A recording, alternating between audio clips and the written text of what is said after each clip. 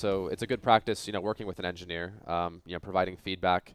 And obviously they supply you with the fastest race car they can because they're also racers and they want to win, and you want to do good for them as well. So it's they're all very professional, and we're very lucky to have a lot of great teams here.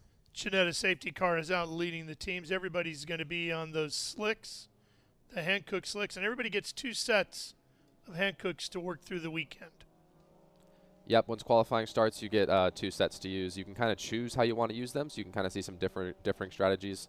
Seems like there's quite a few cars in this race that have brand new stickers. You can tell by the stickers spinning around on them. So yeah, it'll be interesting to see that. I'm not sure if Drew on pole has stickers. He could have new tires just with the stickers peeled off, so hard to tell from here.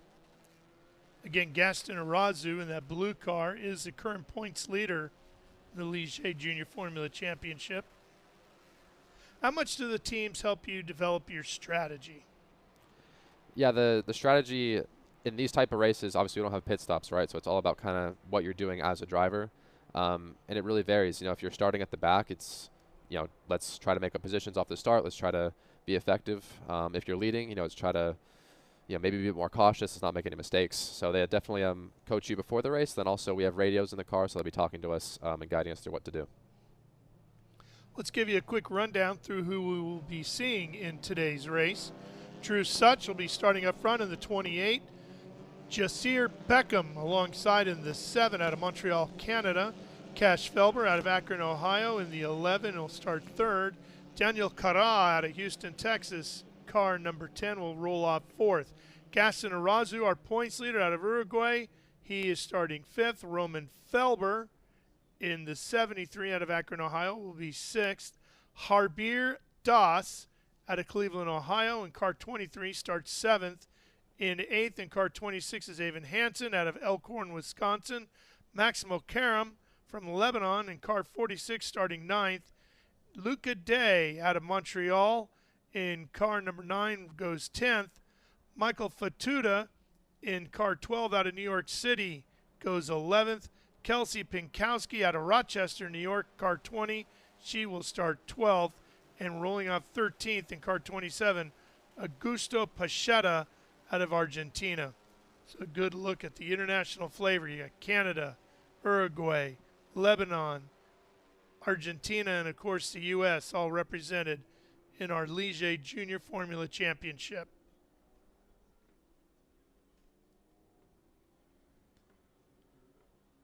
With so many drivers from all around the world competing in our open wheel divisions, Titus, do you get an opportunity to discuss and share cultural things back and forth with the drivers from different parts of the world?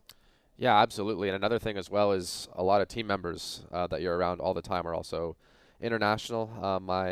This year I have mainly Americans, but last year, for example, my mechanic was from New Zealand. My engineer was Spanish, so it's just kind of, hearing all the differences and the accents and all that. It's a very international, just paddock in general outside of the drivers as well. Which is great because if you do achieve your ultimate goal, which is what, Titus, for you? Ultimate goal for me is IndyCar. IndyCar. You step up to other levels, start racing around the globe. You need to have that opportunity to learn and understand how people view things in different parts of the world. So that's great that you get that as well as the training on how to be fast. There's Javier right there. Javier Das. Javier starting 7th today in car 23. This will be a standing start, so tell me about how you launch one of these Ligier Junior Formula Championship machines. Yeah, so first you're going to see them going quite slow here and probably doing a few burnouts just to try to get some temperature in the rear tires. And since this car doesn't have a whole lot of horsepower, it's around 160, it's not as complicated as the Formula Regional car, so it's essentially full power, and then you kind of drop the clutch halfway and just kind of let the clutch do the work, and then off you go. So it's really important to get the temperature in the rear tires. You can see some of them doing burnouts now.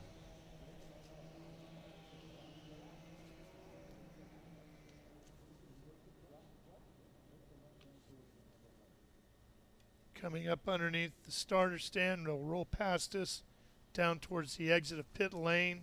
That's where they will line up for their standing start. The Honda Civic Type R 2.0 liter engine, non-turboed, serviced and engineered by the folks at Mount Toon, 160 horsepower, 1,235 pounds without the driver. Is our Ligier Junior Formula Championship. Getting ready to get underway live here on Speed Sport 1. First race of 3 coming your way here today from beautiful Road America. And we're racing. Oh, problems at the start for Beckham. He's dead in the water, and the field storms away with Drew Such taking the early lead. Here comes the 42. That's Arazu making the way up into maybe second place. Yes. The points leader is now into second, headed to turn 3, and there is Beckham's machine stuck. What's he trying to do now to cycle through on the car? Yeah, he might be doing a power cycle, turning the car fully off and turning it back on again. I'm guessing it's a mechanical issue since he's not going again. At first I thought it might have just stalled it, but yeah, it looks like he has something wrong with the car. Frustrating for Beckham, the driver out of Montreal, Canada. Beckham, Jacir. Meanwhile, Such out front, the pack headed down to turn number 5. Very tricky corner under braking.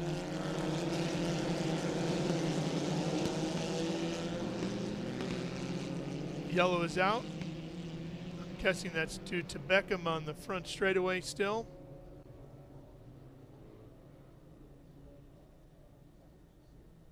Shame that that car was unable to roll away.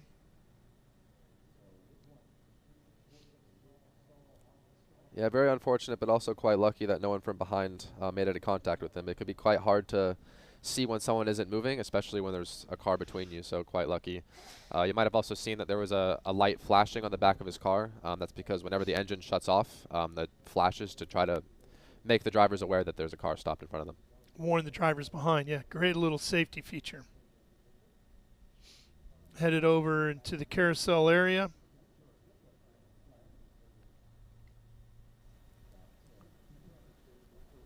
Ben, what's the story on Beckham Jacir's car?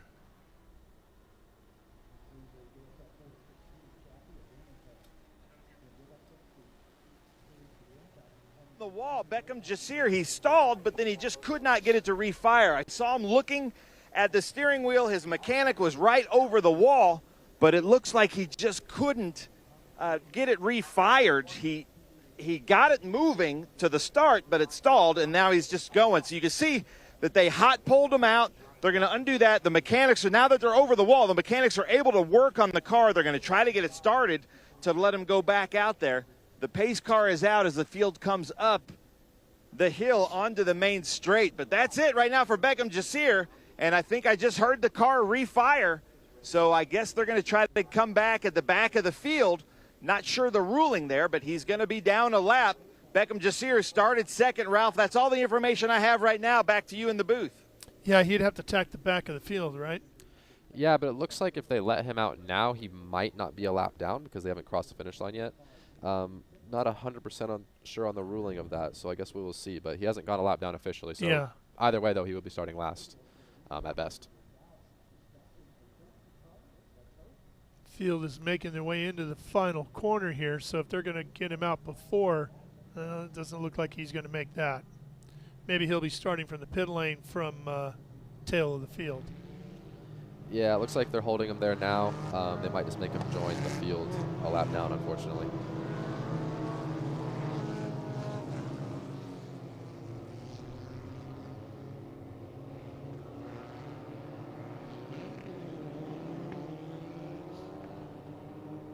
So as the season kicked underway at NOLA, as it traditionally does, one of the things Scott Goodyear likes about doing that is bringing everybody to a racetrack, giving them a test session the weekend before, and then beginning this season at a racetrack where if something does go wrong, you're probably not going to tear the car up too bad because there's not really a whole lot to hit there except for an alligator or two.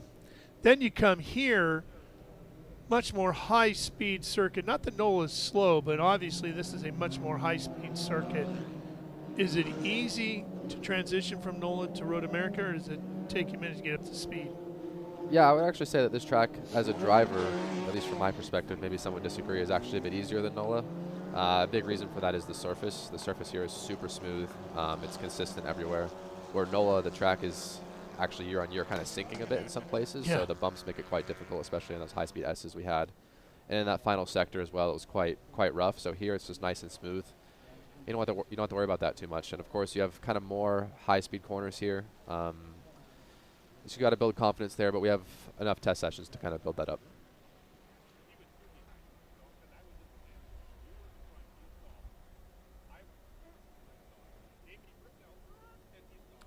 One thing we've talked about this weekend with Road America, unlike, say, a Sonoma Raceway where you get into the S's from 7 on down to 11, it's a real rhythm track there. You got to get all the corners exactly right to not lose your flow all the way through. Obviously, there is a flow to Road America, but the corners tend to be more separated here by shorter and longer straightaways. So if you mess up a corner here, like turn 6, you've got time to get yourself back on line before you get to 7 here. Yeah, that's correct. It's more of a one corner at a time type of track. That's kind of why I also think NOLA was maybe a bit more difficult, because it is kind of a type of track where if you mess up one corner, especially in that last sector, you were kind of off sequence for the rest of it. So yeah, Road America is kind of more of a one at a time. There's also a lot of hard braking zones here as well. You got to get used to hitting those high brake pressures in these cars. There's no power assist brakes, so you're hitting the brake pedal almost as hard as you can, and then having to kind of trail off smoothly. So it's a good track to learn that as well. That would be at corners like 5 and Canada corner. Turn 3 can be pretty heavy too. Yeah, turn 3 is a good hit of the brakes as well. Right now we're coming up to the kink, and that's kind of one of those famous high-speed corners. The junior Formula car here, it's quite easy flat. In the Formula Regional car, it's flat as well, but it's a bit closer to being not easy. You know, it's a bigger commitment.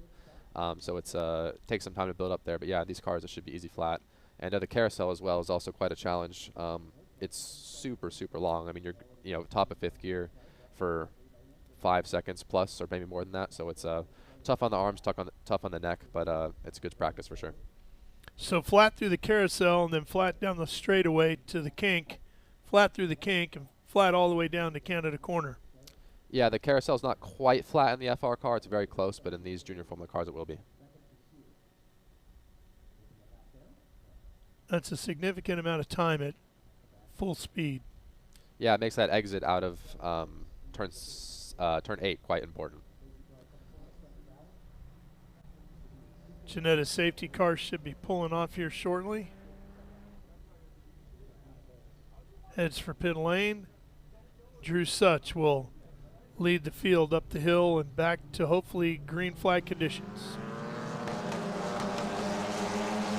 Points leader Gaston Arazu sits in 2nd.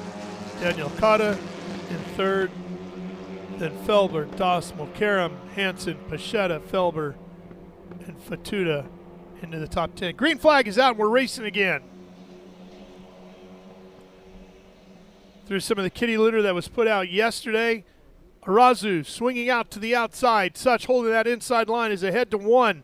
Arazu fighting for the lead, and he's going to take it away. So the points leader goes to the front of the field as we head to turn 3. That was a strong move. Yeah, great move. It's the same one I pulled yesterday on lap 2. There's a lot of runoff at turn 1, so you can kind of have a strong commitment there and have sort of an escape plan if anything goes wrong. So it's a great place to pass around the outside.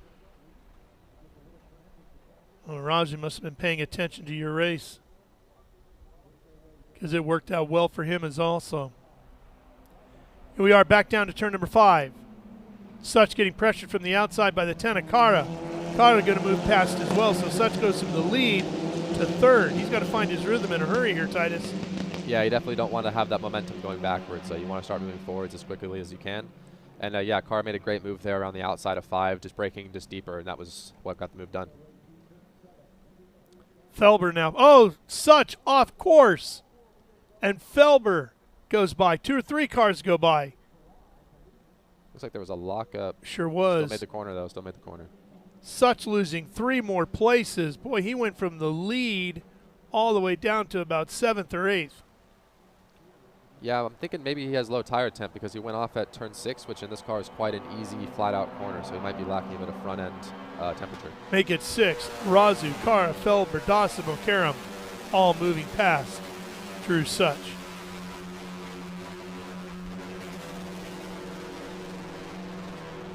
We sometimes, an early yellow like that can help a driver get back into rhythm. Other times you can really throw them off the rhythm, and it did that for Drew Such here this morning. And you see Arazu really locking the brake up, getting into Canada corner.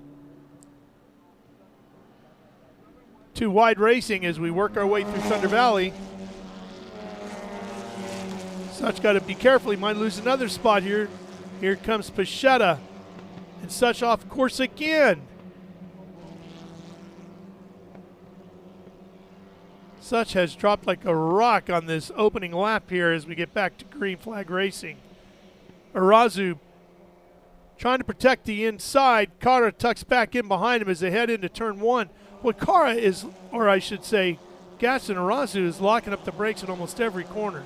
Yeah, it keeps locking fronts, pushing the braking zones very hard, and it's allowed Cará to get down the inside here at turn 3. Such fell all the way to 8th, just in front of Hansen. And Arazu has lost the lead to Cará as we head through 4, now down to turn 5. And if he's got braking problems, 5 is not going to be the corner he wants to see. Yeah, absolutely not. He might need to move that brake bias a little bit back, so that is a tool that we have in the car that we can adjust. Don't know if he locked it up there or not. But he's starting to push on the backside of Cará. You can see the two of them moving side to side, protecting their lines. Cará gets pretty wide there, coming through 6, 7. Headed down to 8 here.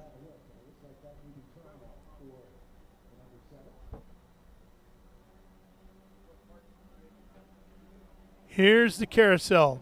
You got to try to get to the bottom, right? Yeah, especially on the second half of it, you'll still get closer to the white line here towards the exit. You can be a little wider on the entry. And yeah, I'm sure Arazu right now will be just trying to stay on the toe of Cará. As you can see, Cará now trying to break the draft going into the pink.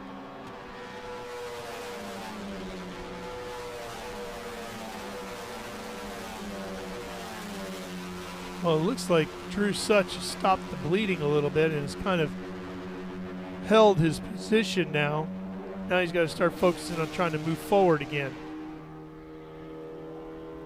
Yeah, for sure. He needs to get that momentum going forward. Once you start dropping, it kind of puts you out of the rhythm, and it makes it easier for the cars ahead of you. Sorry, for the cars behind you to get past you. So now he needs to start getting that momentum going forward again. Daniel Cará out of Houston, Texas, continues to lead here with the Ligier Junior Formula Championship. You're watching it live on Speed Sport 1 from America's National Park of Speed, Road America. So we come back up across the line. Cará out front of Arazu, the points leader, by 0.3 of a second. Looks a little closer than that. Oh, and Arazu has some stuff trailing off the side of the car there. Not sure what he got into. It almost looks like a piece of like caution tape or something. I'm not sure. Maybe it's a, I can't tell really. Yeah, it's hard to see. Such has moved up 1 spot to 7th. Doss is 3rd, Felber 4th, Mokaram, Pachetta, then Such, Hansen, Felber, Fatutta, your top 10. Inside of 17 minutes to go here, the Ligier Junior Formula Championship. Well, fortunately for the points leader, Arazu, that's not in front of that airbox getting sucked into that. That would be a real problem. Yeah, exactly. It shouldn't be affecting him too badly right now, but I'm sure he's going to want that to fall off. He's probably not even aware that it's there. And yeah, I still can't really even tell what that is. It might be, oh, there was something on the track there. Yeah, there was. That was probably where he picked it up. I'm still not sure what it is, but it looks like he picked it up at turn 7 there. It's pretty wide coming out of 8 into the carousel area here now. Turns 9 and 10. Gosh, the Mission Foods beach area right there on the left.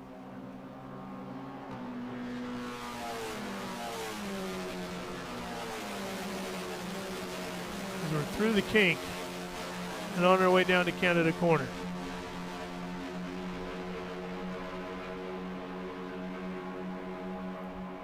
Again, he continues to lock up the brakes. Arazu. Yeah, pushing the braking zone's quite deep there. He might just need to move that brake bias just a little bit back to help stop that. And once you start locking a front tire up, you'll develop a flat spot. It'll make it easier to lock up because the wheel kind of grabs in that spot where it's flat. Beckham Jacir continues to have problems. He visited pit lane again. Should be rolling out onto the track in front of the field here. He's a good lap or two down now. Cará has lengthened that lead to 0.7 of a second this time by.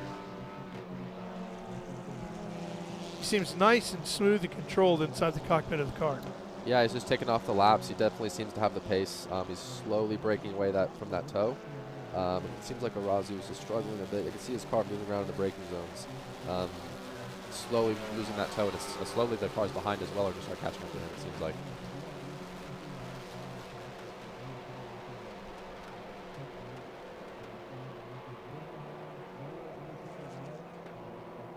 How do you like to set up for turn 5, which is up next? Yeah, it's all about spotting that braking zone and getting as close to that rumble strip as possible. That rumble strip is quite rough on the entry there, so if you touch it, you could end up blocking the wheel and going wide, so you got to be careful. And then just kind of getting that late apex to get that drive up the hill up to turn 6. 6 being a bit of a blind corner as well, right? Because you come up that hill, and boom, it's right there on your left. Yeah, it's quite tricky. You got to brake before you crest over the hill, and you also have to kind of turn before you even see the corner. So it's all about timing and getting that front end into the corner. Good battle brewing here for third. Habir Das in the silver car, car 23, holds the position right now. But Felber closing in on the 11. That's Cash Felber out of Akron, Ohio. His twin brother Roman a little bit further back in 9th.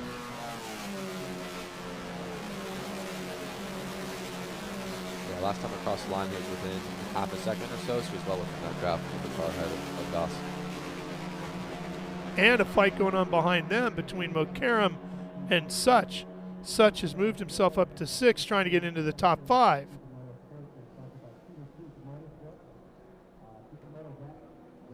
They continue to battle side by side. Oh, one car dipping a wheel off. There's Das, who has now gapped himself a little bit by a couple car lengths. Back to Felber. And then you see Mokaram and Such and Pachetta. Yeah, it looks like Such actually made the move into Canada, I believe. I believe we just saw him ahead of Mokaram. Yep, he did. Just got around him, so Drew Such has now fought his way back up to 5th. Mokaram and Pachetta will drop to 6th and 7th.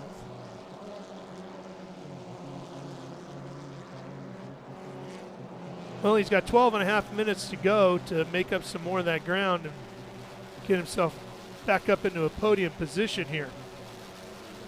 He'll be looking for Cash Felber next. Yeah, he's doing a good job of just getting his head down and forgetting about the past. It can be very easy to get frustrated after a restart like that, but he just needs to stay focused and keep his head down, keep moving forward.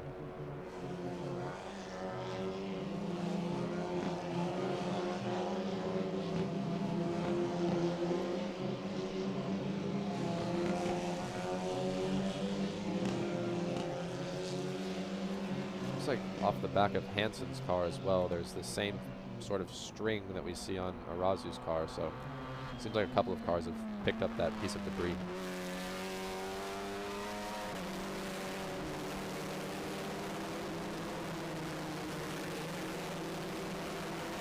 Oh, it looks like Cash Felber just dipped the wheel on the entry to the carousel. And it cost him big time as he is beached, and that's going to bring out a full course caution.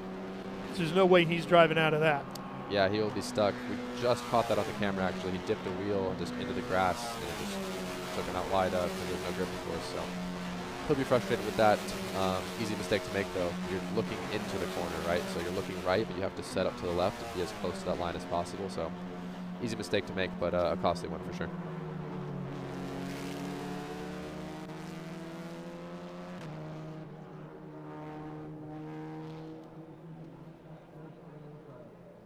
So the caution is out. That safety car will move back into position. And this is going to help out Drew Such quite a bit because he already gains a spot with Felber going out. That moves him up to 4th, and now the field's going to be packed up again. So his shot at getting onto the podium or possibly even winning is now very much back alive.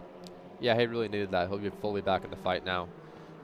As we've been talking about, these cars draft very well, and they create kind of this pack racing sort of very commonly around here. So yeah, he'll be back in the fight, and he'll be looking to hopefully get back to that lead he was had earlier on.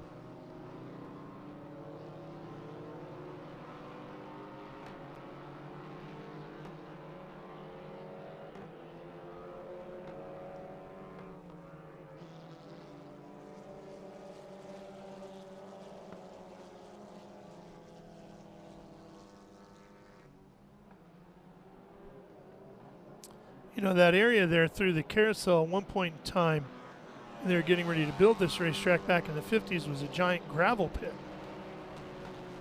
Yeah, this track has a lot of history. We were actually in town not too long ago, and there's actually pictures of when the racetrack used to go through the strip of downtown. They were just right next to the buildings and stuff, which is quite cool. Very similar to Watkins Glen and what they did at Pebble Beach, and gave us Laguna Seca and the great Watkins Glen racetrack as well. All right, we're going to take a quick break while they're getting the car removed out of the beached area there at the carousel. We'll be back for more here on Speed Sport 1.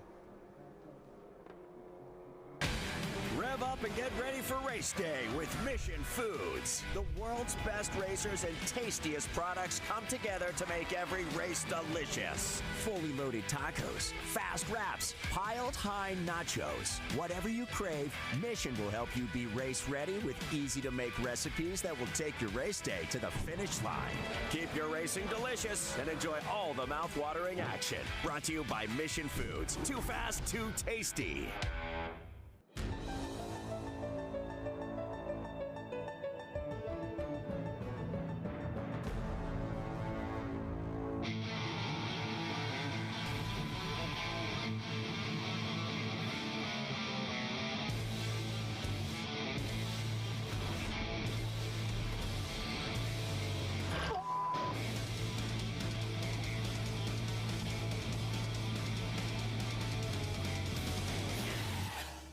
Okay, so pretend this is your race car. It's on the trailer, and you have an accident.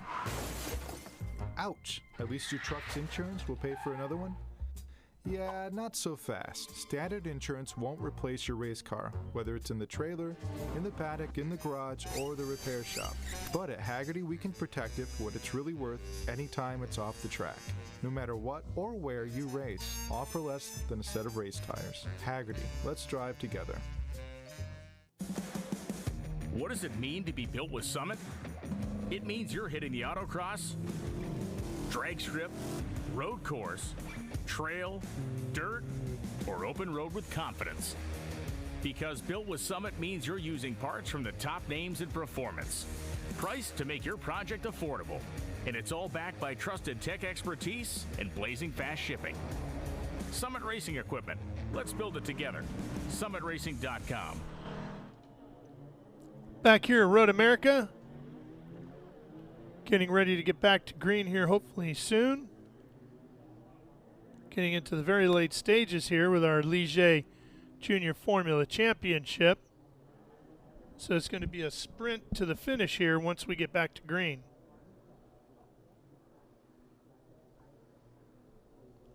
Lights still on the Janetta safety cars. We head down to Canada Corner.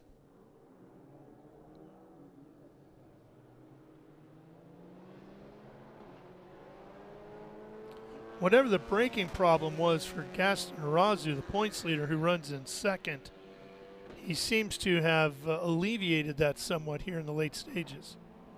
Yeah, for sure. I'm assuming he probably just moved that brake bias just a couple clicks backwards. When you're locking fronts, it's quite easy to make mistakes by missing the apexes, and of course making that flat spot worse, which can cause vibrations down the straightaways, and as I said earlier, it could also cause the lockup problem to get worse as time goes on. Let's check in with Ben.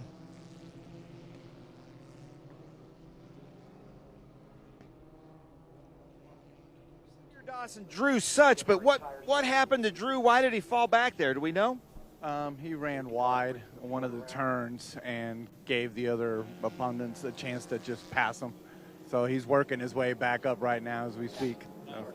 Harbir Das, how's he doing? Is he quiet on the radio or is he talking? Oh, yeah. He's quiet. He's got his head down. He's trying to just stay focused on what he's doing, and he's in third place right now. So, thanks. Good job maintaining those points for the championship. But let's come back here. Scuderia Buell with Augusto Pachetta. Now, Augusta, one of our fastest drivers in JFC, but he started from the back. I'm not sure why, so hopefully you can tell us how he started from the back or why he started from the back. But then he's moving his way up through there, doing really well. Yeah, we showed our speed in practice. We were P2 by a 10th, so yeah, we knew we were fast, and coming into qualifying got canceled, unfortunately. So we had to start 5th. We didn't get to show our speed there. And then race 1, more bad luck. We unfortunately couldn't finish and couldn't get a lap in. So yeah, we had to start from the back. But I mean, hopefully we're showing our speed right now and we can get through the field and get up there. So yeah, definitely a driver to watch for the coming races, and yeah. Anything to say to our Spanish-speaking fans? Sí, muchas gracias por venir a la transmisión. Estamos aquí con ustedes, vamos a apoyar a Gusto. Sé que hay muchos de Argentina viéndonos, entonces un saludo a todos y vamos a Gusto. I love it. Vamos Augusto. I love that. Back to you, gentlemen. All right, Ben, thanks. Yeah, a lot of these drivers are going to be happy about this caution with an opportunity to maybe gain a few more spots. As you see the 27 there of Augusto Pachetta, driver out of Argentina.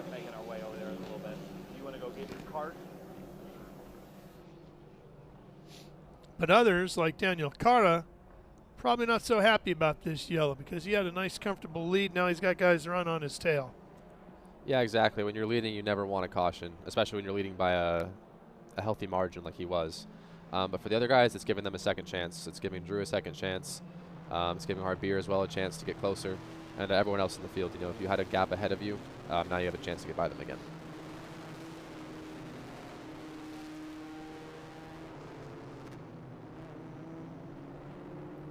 There's the carousel, and it looks like Felber's car is gone. They removed that.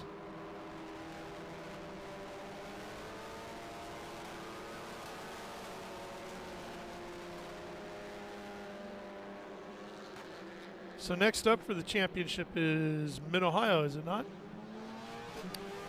For the FR Americas, we have our own round at Indianapolis. Oh, that's right. But everyone else after that, everyone else in the other categories, yes, in the Mid-Ohio.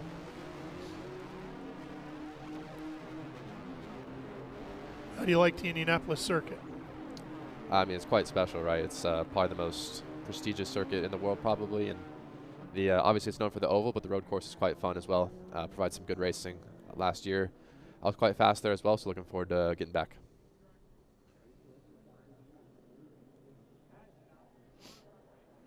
Lights are off on that Ginetta safety car. What are you telling yourself now as you're getting ready to go back to green? Just trying to get a good launch if you're Cará, you know, trying to be unpredictable as well. Trying to catch the guy out sleeping and trying to get enough of a gap to hopefully hold the lead into turn 1.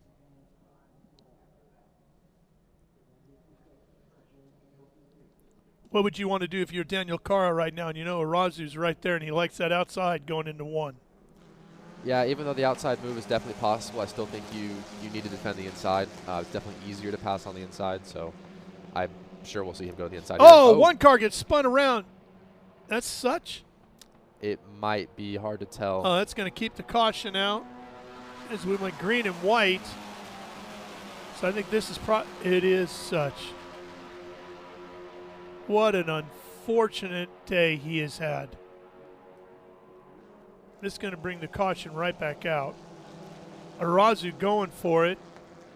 Got to be careful he doesn't lose second here as Javier Das comes charging up the inside, going into 3, and Javier Das moves to 23 up in front of the points leader and into the second position on the podium.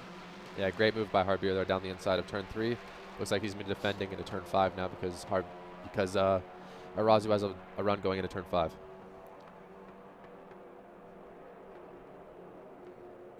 And the yellow is now out.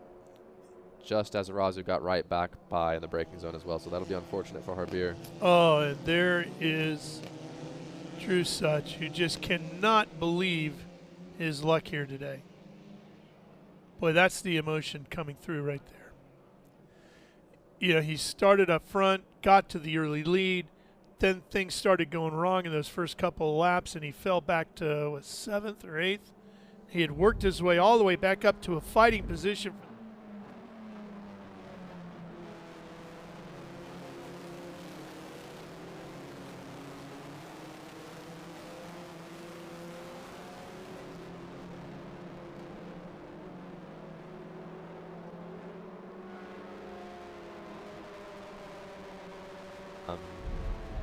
Yeah, very unfortunate for Drew there. That's a lot of damage, and I'm sure he's very disappointed.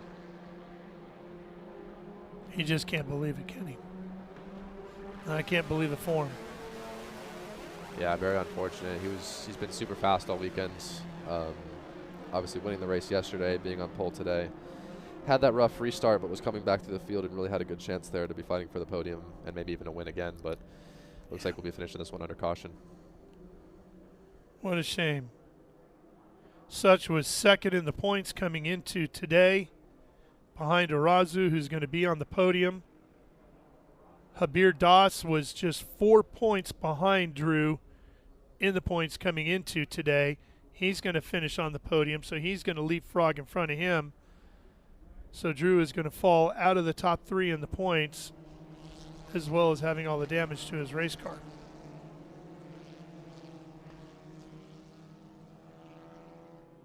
Yeah, he'll be hoping as well that he can even be in the race later today. You know, of course, it's a big loss for this race points-wise, but they'll be looking to hopefully get that car fixed for race 3 later on. Hopefully there's no gearbox damage as we cross the checkered flag. Checkered flag falls for Daniel Cará as he takes the win. Gaston Arazu will hold on to the points lead. Car 42 as he finishes second. Habir Das will move up into second in the championship with a fine podium finish here today. Pachetta and Hansen round out the top 5 with Roman Felber. Mokaram dropped all of a sudden here at the late stages of this one. He'll finish in 7th. Fatutta gets up to 8th. Pinkowski 9th.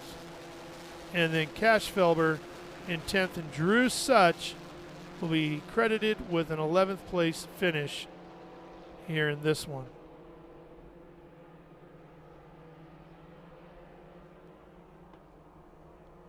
Well, as we take a look at the results, I know you got to get ready to go to your race. What can we expect? Yeah, I'm starting off the front row again. Hopefully we can. The goal is to sweep the weekend, of course, but I'm also looking at the bigger picture and just trying to score as many points as possible. All right, Titus, thanks for coming by. Appreciate it. Good luck this afternoon. We'll be seeing him in action here on the track shortly. And we'll be going down to the podium here with Ben in just a minute.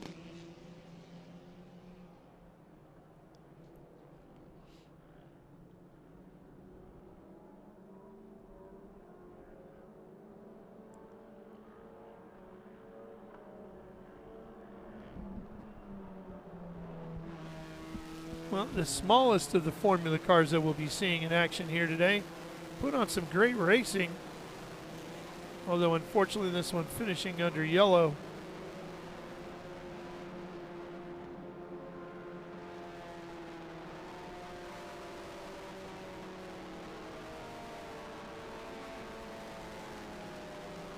Get another look at Drew Such's car.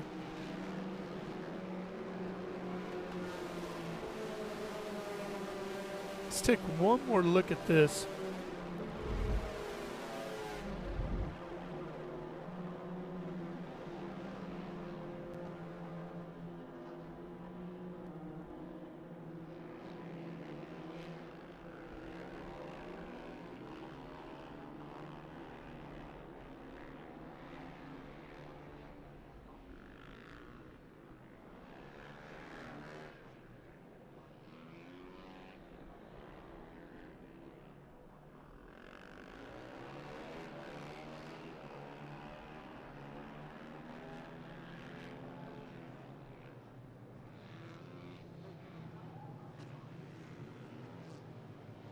Out shortly after the contact there.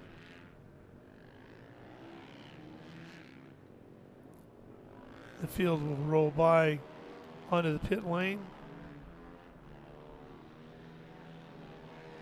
Very slow pace.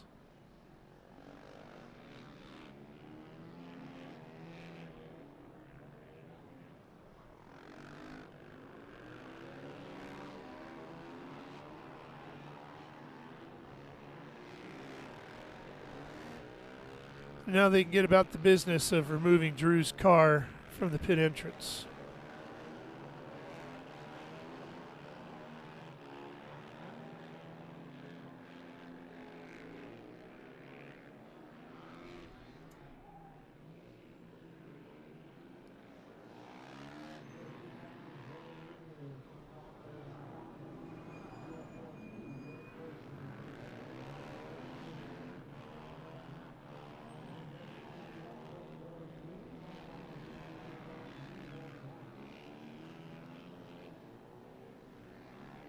There's Mo Murray from Ligier reaching in to shake Daniel Cará's hand. Congratulate him. And Ben, we'll go ahead and send it on down to you to catch the emotion of victory lane. Well, thank you so much, Ralph. We can see Daniel running around looking for his family. Dad, and that's it. That's the team right there. You're seeing the whole team, basically. Unbelievable. Daniel, take your helmet off. I want to talk to you. But Mo, what a performance from Daniel, huh? You know, yesterday's performance was just as good. He got caught out with a little penalty issue. But I said to him in the pre-grid, I said, you showed everybody you could do this yesterday, so go do it again. Not that I take any credit for it, but what a start. This is great to see a new driver get to the top of the podium in the Ligier JFC class. Great group of drivers in this class this year. Daniel? I love it. Well, Mo from Ligier, he knows what he's talking about. But Daniel, what a performance. You and Irasu just went back and forth, but unbelievable. How was it? Absolutely. This was a crazy race, just like yesterday, but I knew I had to be out up front, and I knew I could build up that gap. It's hard racing these guys, and especially with the safety car near the end, I was a little worried, but I knew we had the pace, and we made it happen. So let's be honest here. Is this your crew right here? That's it. It's you and these two guys. Hold on, get together. We got to get a shot of that because that's unbelievable. This is the whole crew, huh, for a winning car. This is an unbelievable, emotional moment. So many years of hard work and dedication. It's all him. He did it all, and I'm so emotional right now. I have no words to express. He deserved this. He worked so hard, and we're very proud of him. Well, we're very proud of him too. Gentlemen, back up to you in the booth because we got a celebration to take care of here. We do. And that's what it's all about, fighting hard over the years to get that opportunity to stand on the top step of the podium. And Daniel Cará is going to do that here today at America's National Park of Speed, Road America.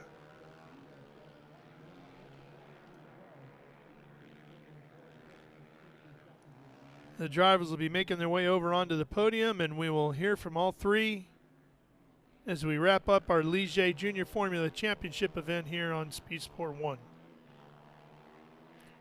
Coming up next will be F4, and Zach Fury is going to be joining me for the call of that one here. And Zach, what can we expect out of F4 here today?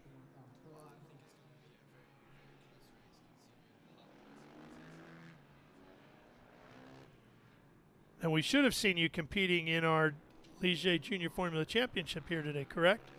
No, not this week. We're in the transition phase of moving Right. out and moving to a new team. But yes, that is what I'm competing in for the remainder of the season. All right, our podium celebration is ready to go, so let's send it back down to the podium area.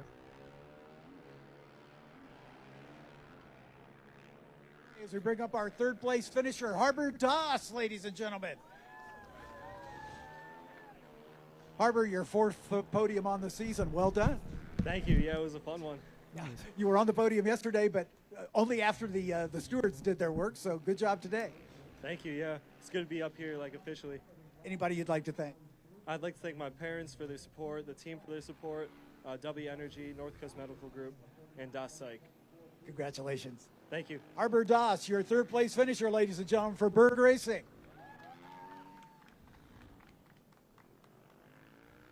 Let's go with our second place finisher, Gaston Irasu, keeping his string of podiums alive. Gaston, great job. You've never finished lower than second all season long, but it was a great battle. But Harbour, looks like the winner had just a little more pace than you. Yeah, it was a great race, I think. Well, we have a harder battle with Cará.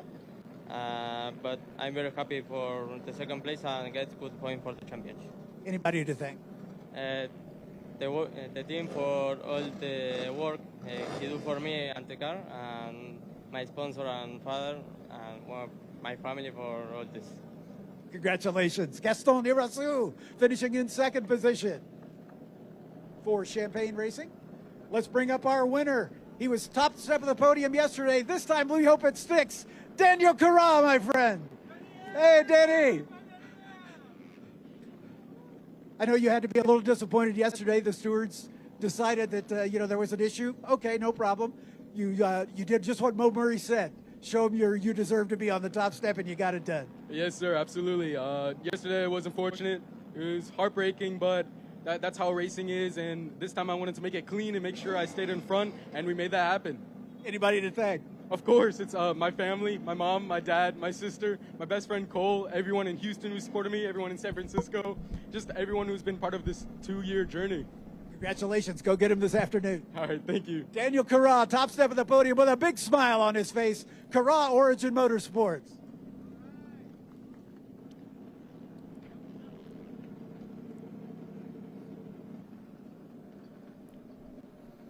Right, as that celebration continues here at Road America, we'll take a quick break, but we'll be right back. We've got more great open wheel racing coming your way. F4, the U.S. Championship for F4, coming up next, right here on Speed Sport 1.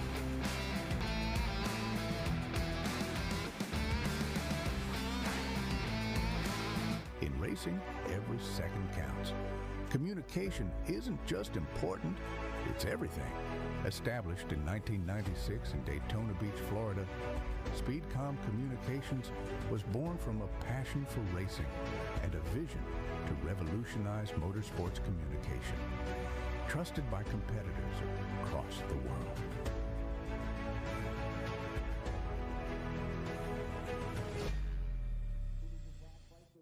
Okay, so pretend this is your race car. It's on the trailer, and you have an accident. Ouch! At least your truck's insurance will pay for another one?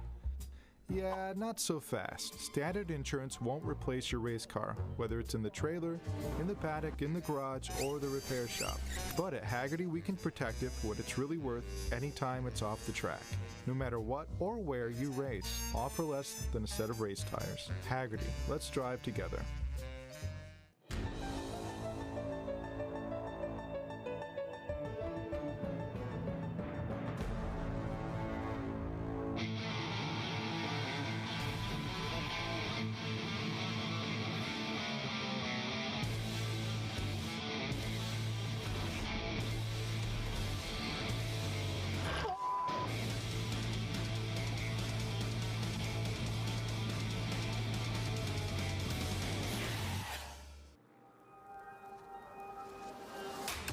Good is this? Look at this view from Losowski.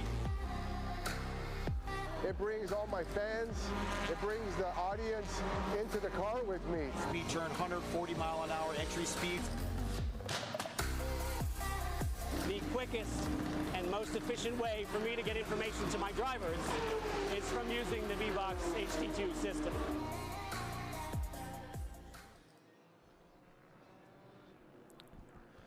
Back here on Speed Sport 1 at Road America, coming up out of turn number 6, field behind the Ginetta safety car, getting ready for our F4 U.S. Championship event.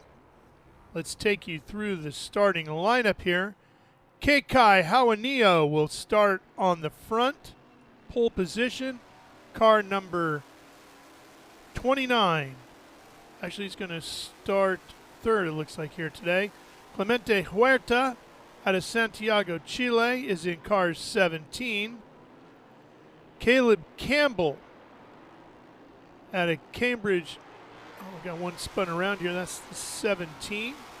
That is Clemente Huerta that went around. Let's see. Let's pick back up here. Caleb Campbell will start 5th. Ty Arbogast out of Avon, Indiana, in the 32 will start 6th. Alex Popoff from Miami, Florida, will start on the pole, car 55. Cooper Shipman out of Austin, Texas, in the 14 will start 2nd. Dimitri Nolan, Fairview, Texas, car 5 will start 7th. And Luke Powers out of Fishers, Indiana, will round out the field in car 51. Zach, tell me a little bit about this F4 Championship car. I mean, it's a great car to drive. I've spoken to lots of drivers who have upgraded to FR, and they say they prefer driving this car. It's just heaps of fun, and they sound mega here around Road America. This is a non-turboed car, correct? Yes. Normally aspirated? Yeah, naturally aspirated car.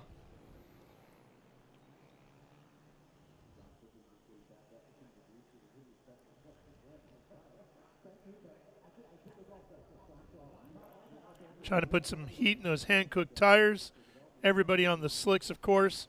Overcast skies, as you can see, but looks like there's not much of a threat of rain here today, unlike the early part of the weekend.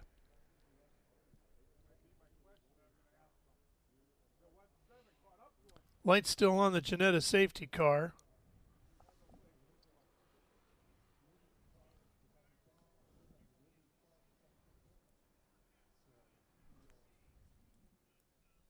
Field is forming up.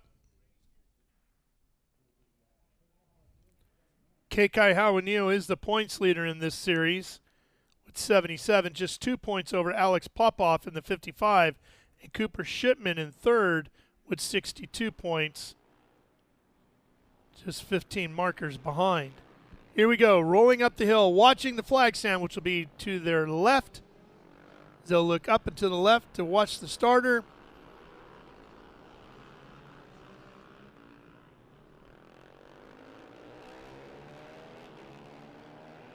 Speed picks up, green flag waves. Oh boy, they stacked up a little bit too on that outside lane. Looked like there was a little bit of contact there, Zach. Yeah, just little contact. Maybe the driver just didn't have as much focus as he did. Boy, you saw Huerta really weaving back and forth like that, trying to get some heat in those tires, I guess, real quick before he gets to one. Yeah, I think it's a cold day here at Road America, so definitely trying to get that little bit extra heat to just help him get an advantage. Yeah, a little bit more there as well as he sets up for three, but you got to be careful with that too, because that could be seen as blocking as well, I guess. Yes, it could be seen as blocking, but I think he was far enough ahead so I don't think that will warrant anything from the stewards. Well, we'll see how good he did with those tires as we head down to turn number 5, because they're going to get a workout here under braking. Sitting in second, Cooper Shipman. Oh, big lockup there by Hawanio. Kekai came screaming down into 5. He's up to 4th as he gains a spot on Arbogast.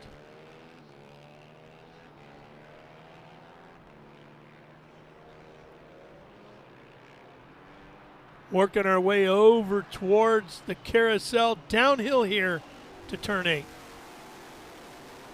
Yeah, heading into the carousel now. Should be flat out in these cars after we get good enough tire temperature, but for the first 2-3 laps I don't think it will be flat out. To be more of a gradual lift off the throttle and then getting back to power after the apex. Same thing at the kink, don't take it flat this time?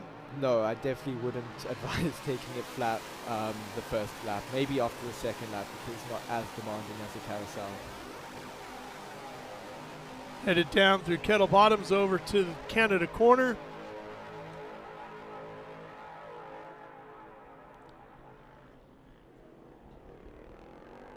Good look at Canada and the exit there. A lot of opportunity to use up those rumble strips there. Yeah, we saw some great moves going in there. Our current leader gained 2 positions there on the last lap to get into second place. Clemente Huerta out of Santiago, Chile in the Velux USA Kiwi Motorsports number 17 at the front of the field here at the completion of lap 1.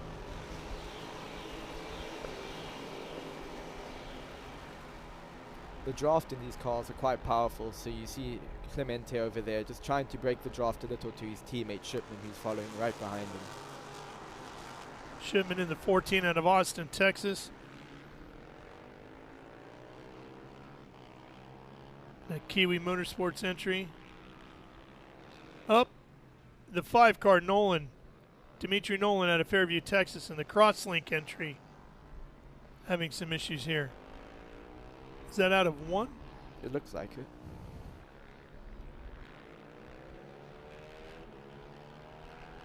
Here's the fight for the lead coming into 5. And again, Kekai locking up the tires behind them back in 4th. And we're going to put Shipman to the lead now as we head to 6.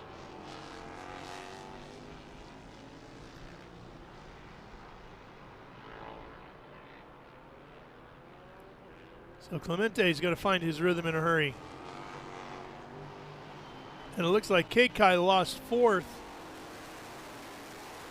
to Popoff, who moved past.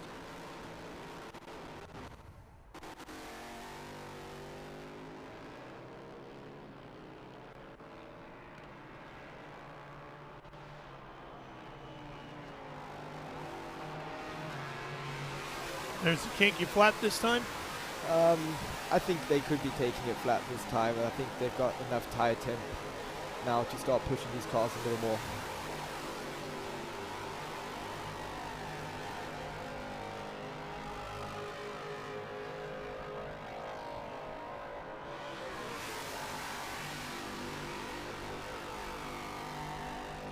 Keep an eye on Huerta's car.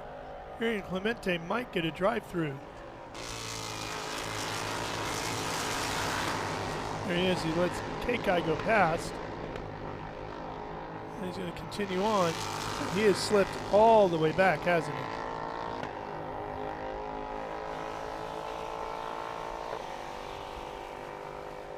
You can see Clemente trying to make a move there on Hauanio coming down into turn 1. Clemente has got the draft.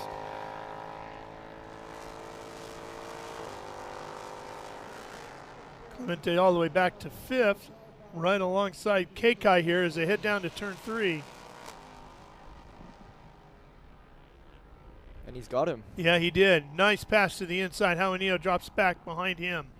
Now Clemente has to defend. Hauanio has got his draft, and they are the draft is so powerful in these cars. How close do you have to be to the guy in front of you to really feel that draft kick into play? I think anywhere from 1.5 seconds back, you'll definitely feel the pull coming up of the hill onto the main straight. Really? Well, Shipman's made a mistake. Shipman has cost himself 2 spots here. It's Campbell and Popoff come to the inside and move past for 1st and 2nd.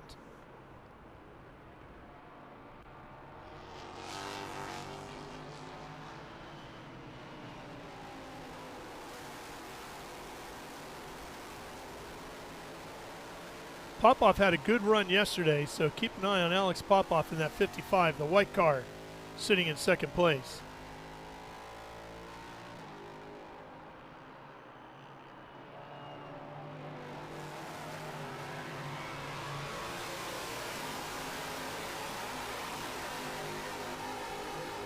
Popoff looking to the outside here as they head down towards Canada Corner. They're going to be side by side under braking.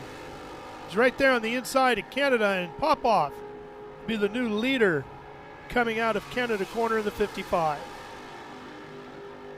That was a solid move under braking. Yeah, great move under braking. Popoff late and hard on the brakes, upside of on the inside of Campbell, and he made the move stick. Campbell drops to 2nd. Shipman is in 3rd. Here they come up the hill. Campbell looking, or Shipman, I should say, looking to get around Campbell. And Shipman just by a nose in front of Campbell as they cross the line. Huerta and then Hauanio back behind them. But give the advantage to Campbell as we get back into turn 1 because he had the inside line there. He gets right back up to 2nd. But meanwhile, all of these guys behind Popoff fights. Popoff just gets a bigger gap, and he can drive off into the distance. Ben, what's the story with Clemente Huerta? Yeah, thanks a lot, Ralph. I'm down here with Kiwi Motorsport. I'm hearing the crew guys yelling, box, box, box, into the radio, trying to get Clemente Huerta to come in because if he comes in now, anything can happen, and of course, caution comes out, he's back in this race, but he's got to come in as soon as he can, and I can tell Gary's getting frustrated because he's come by at least 3 times since the black flag, so we're not sure. Gary thinks he probably just can't hear the radio, and they have no really other way to signal to him, but they're hoping he's not being hard. He needs to come in because if there's a full course caution, he can get right back up there into the front. Back to you guys. Yeah, there's a great fight, Ben, going on right now between Shipman and Campbell out on the racetrack as they're swapping that position back and forth, trying to catch up to Alex Popoff, who's taking full advantage of all the chaos behind him, and he's trying to check out here. Yeah, it's looking like a great battle. These cars are great to follow. It's easy to follow in these cars, and they make great battles. Remember, in this F4 Championship coming into the day, K-Kai Hauanio, 77 points in the points lead. Alex Popoff, 2nd in the championship, just 2 points behind him. So right now, that would switch if they hold on and finish in this way. And then Cooper Shipman, who is currently running in 2nd, came into the day just 15 markers down in third. So we can see a lot of movement in the points here this afternoon.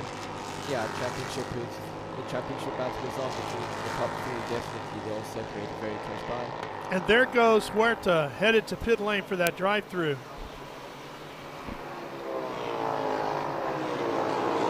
And that's going to help out Juanillo as he moves up to fourth here.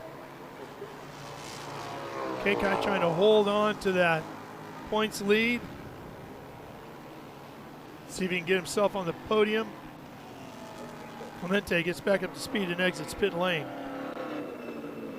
But now it's Popoff with a good, almost a full second and a half, Zach, between him and Campbell, Shipman, and Juanillo.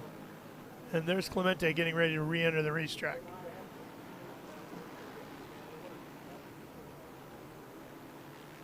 Campbell looking inside on Shipman, going into 5.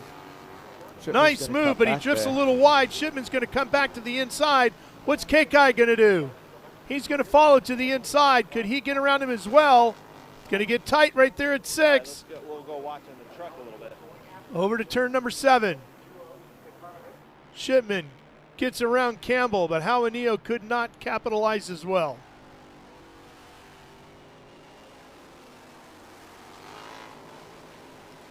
And again, this just keeps moving those points around in the championship, doesn't it? 100%.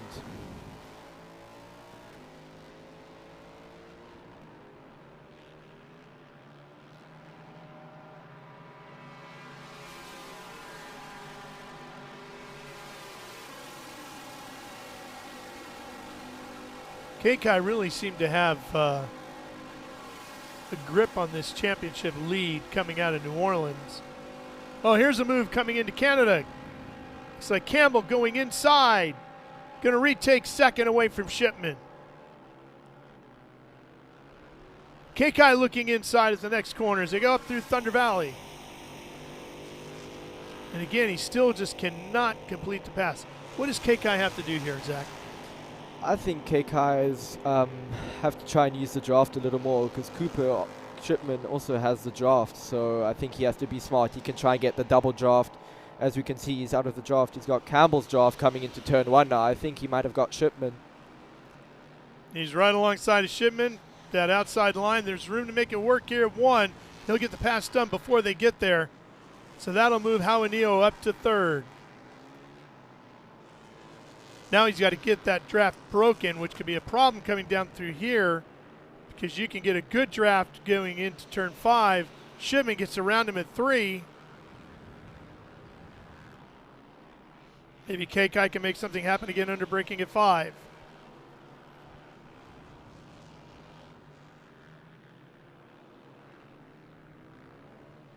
Looking on the outside. Juanillo and Shipman.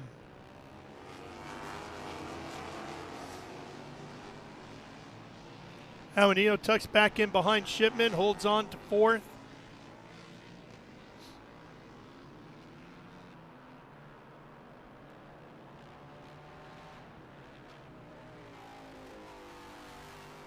Boy, look at the lead Popoff has built. Yeah, almost a full 4-second lead. Yeah, P2, 3, and 4 have started battling a lot, and Popoff has just put his head down, not looked in the mirrors, and he's gone.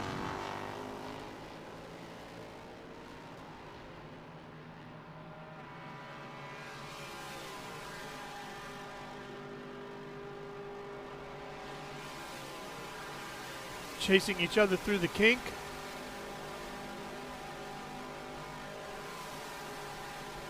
Through Kettle Bottoms and down to Canada Corner.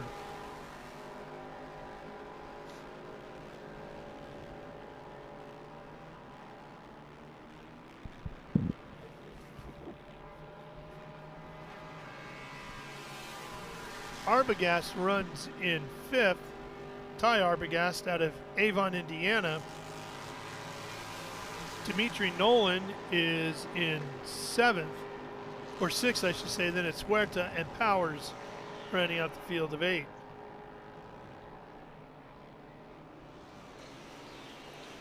Campbell across the line in 2nd, 5.5 seconds now behind Popoff.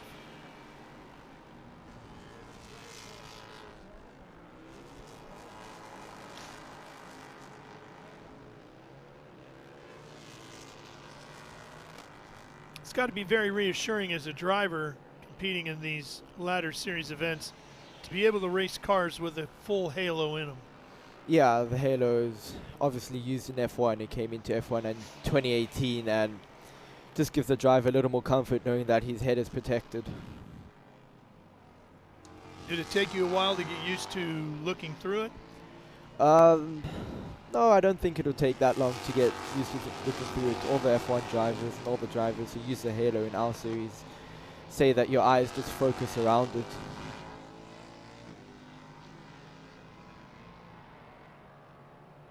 Kekai using up the rumble strips there. This is a very downhill section into 8, isn't it? Yeah, it's a very downhill section. Now I was down there on our Thursday practices, and you don't realize the TV doesn't do it justice of how downhill it actually is. It's quite a big downhill braking zone. Yes.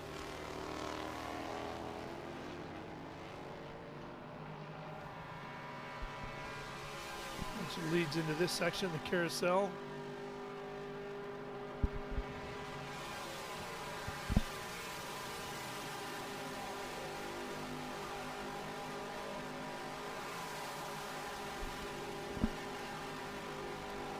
Papa, he's probably started to ease off a little, trying to save the tires a little, save some fuel. He's got a big enough gap, and the team will probably be on the radio saying, take it easy, bring the car home. Yeah, 5.5 seconds. We'll see when he crosses the line this time. Still in front of Campbell there, and then Shipman and Hawanio, as that battle has kind of subsided now. Here comes Alex across the line. Let's see what the gap is this time. Looks like it's going to be a little bit more than 5.5.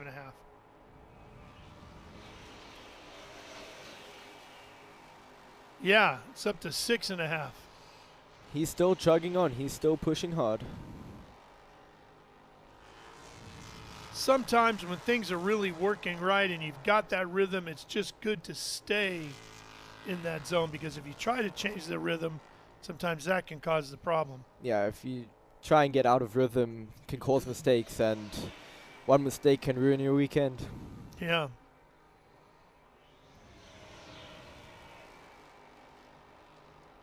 He probably doesn't feel like he's charging all that hard. He probably just feels like everything is just really flowing perfectly for him today. You see the gap as they come out of 5. He's already disappeared into 6.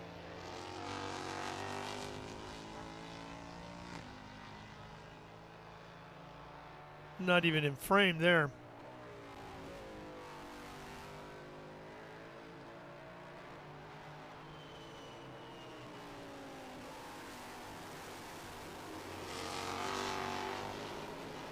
Here goes Alex into the carousel. Here come the rest of them chasing him.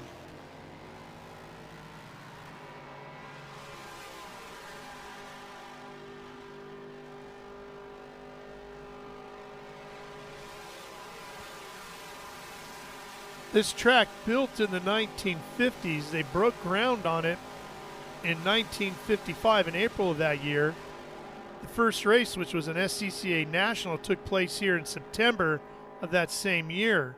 It was Cliff Tuft, who is the man behind the push to get Road America built, just like they were doing at Pebble Beach in the 50s and in Watkins Glen in the 50s.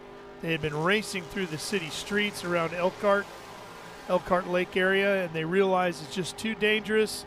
We need a permanent facility where we can race safely for the drivers, the competitors, and the fans to watch. And Cliff had the idea of this piece of property over here and had a vision in his mind as to what it would look like.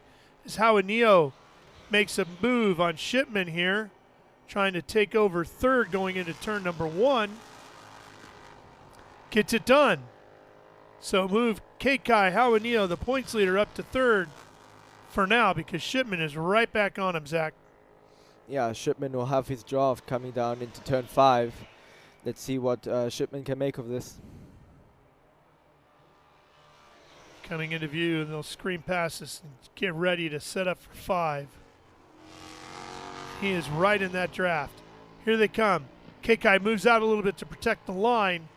Shipman will not counter here at turn 5 on this lap. So Tuft, who, by the way, was a highway engineer, drove all over the area, miles and miles and miles around the Elkhart Lake, Sheboygan area here in Wisconsin, looking at all the different corners, Zach, seeing which turns and which corners and which sections of road that were out on the different highways around here that he liked, and he took the measurements for them and brought that over here and used all those corners and sections of road in his mind to lay out Road America. And sweeping through the carousel, for example, here, this was an old gravel pit area they did a lot of work on to set up that section of corner. I don't know where the kink is around here near town, but there's some section of road, if you don't get a chance to drive Road America, where you can find Cliff Tuft's original kink that he fell in love with and brought here to America's National Park of Speed. It's a good, interesting story of how this place came to be. Yeah, I never knew that it was taken out of parts surrounding Elkhart Lake. Yeah.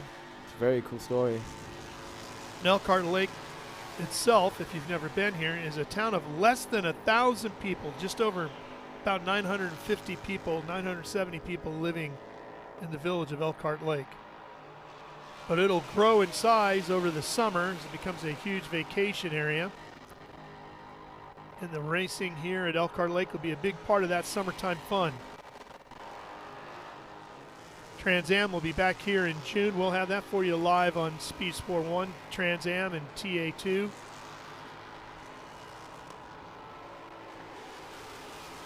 Campbell holding on to second. Kekai has a shot here as we're less than 10 minutes to go in this one. And that battle for the points lead, which Kekai holds right now, but Popoff just 2 points behind him, running as well as he is right now, looking to take over the points lead here in our F4 U.S. Championship Series event.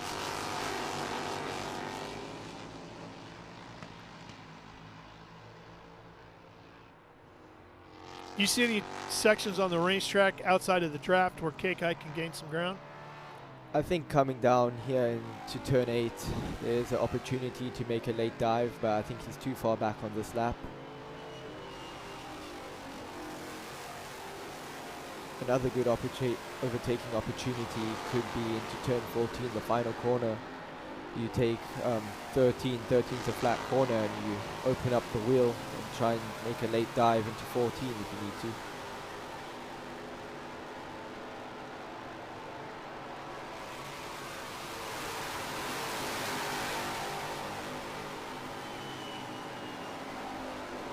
Trying to work the draft through Kettle Bottoms here on his way to Canada Corner. See if Kekai can do anything here. Nope, still not close enough. You can see Campbell, he's taking the offensive line. He knows that Kekai is there with a big orange car all in his mirrors. Oh, and Campbell gets a little wide there. Kekai seems to like making moves headed down into turn number 1. Let's see if he can get into the draft here and take advantage of it. Popoff is across the line. Here comes Kekai swinging out, headed to 1. Can he make the outside move happen here at turn 1 this time? He's right there alongside of him. Each trying to squeeze the other a little bit more. Nobody giving up too much room here, but racing cleanly. Down to turn 3, no change. Still side by side as they come out of 3, headed down to turn 4, which is this quick sweeper to the right here. And then it's on to turn 5, and maybe the braking move here at 5 this time. Here we come. Kekai Hawanio to the inside. Campbell on the outside, and Shipman looking to take advantage of a mistake by either one of the two. Kekai not as deep on the brakes that time, Zach. Yeah, Kekai almost backed out of it. He knows, you could see Shipman in the mirrors and said, I'd rather keep 3rd position than go all the way back to this little fight.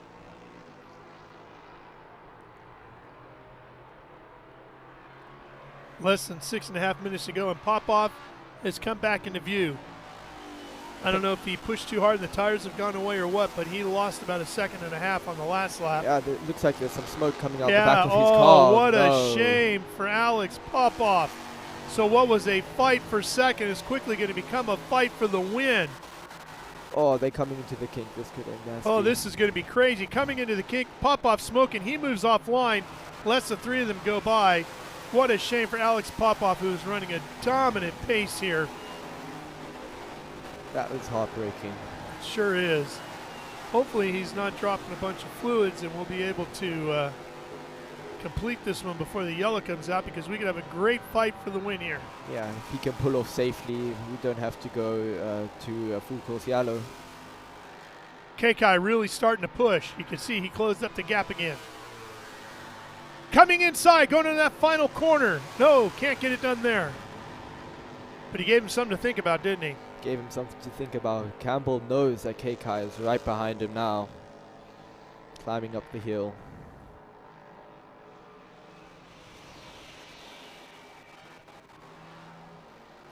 And Shipman looking. Shipman nosing to the inside of Hauanio. Kekai's going to lose second to Shipman. You can see Kekai putting his hand, just saying to Shipman, let's go, let's work together, let's see if they can get a 1-2 here. Even though they are not teammates, they're both race car drivers, they both want to get the best result they can. Cooper Shipman out of Austin, Texas, racing for Kiwi Motorsports, and Kekai Hauanio out of Tampa, Florida, the Anywhere Transport Crosslink entry. And then you have Campbell, and there's the yellow we were fearing. Caleb Campbell out of Cambridge, Canada, and the Kids Help Phone Camtac Properties Legacy Foundation entry. With 4 minutes remaining. Oh, it's not because of fluids on the track, it's because Alex's car has come to a stop. Man, I feel for Alex. He was running such a good race, had such a demanding lead, and all of this for a mechanical failure. Must be heartbreaking for Campbell. Well, and think about this. As the race got started, he was, what, 2 points out of the lead? Yes, 2 points out of first place in the points. Had the race, he felt, in the bag, and he was going to take over the points lead. And now instead, the car's dead in the water, and he sees himself falling back in the points because Kekai Hauanio, the points leader, is in a podium position here. And Campbell and Shipman's third in the points. So Alex might find himself falling out of the top three. Yeah, I don't think you get points in F4 U.S. Championship if you don't finish. You have to finish the race to get points. So to be a very sad 0 for Alex, what a shame. Big turn in the championship here today.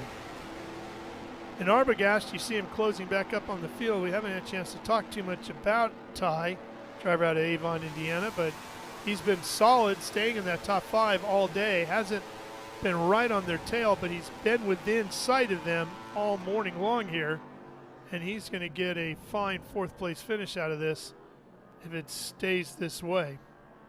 Yeah, and it also looked like Nolan and Clemente Herta had a great battle going on also for 5th and 6th. Field's starting to catch up to them. You see Nolan and Huerta at the back. And while they take care of Alex Popoff's car, we will step away for a short break here, but we'll be right back for the finish at Road America.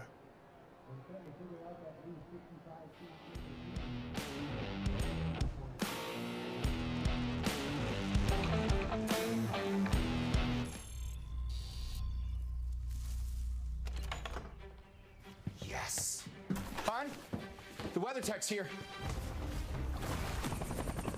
WeatherTech is the ultimate protection for your vehicle.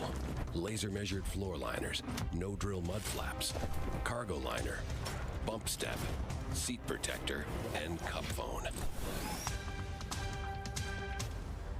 What about my car? WeatherTech.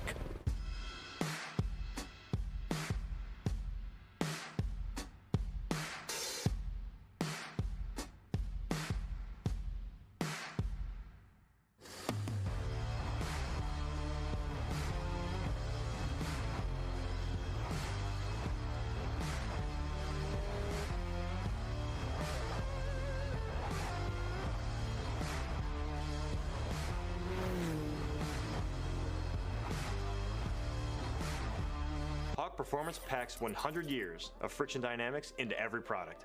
Backed by Carlisle Brake and Friction, the world's premier innovator of industrial brake and friction components, Hawk leverages R&D tools and motorsports experience to deliver uncompromising performance on the street. There's no reason to settle for less. Choose pads that are race-proven and street-legal. Find the Hawk Performance Brake dealer near you at hawkperformance.com.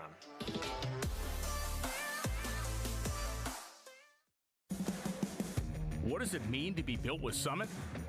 It means you're hitting the autocross, drag strip, road course, trail, dirt, or open road with confidence. Because built with Summit means you're using parts from the top names in performance, priced to make your project affordable.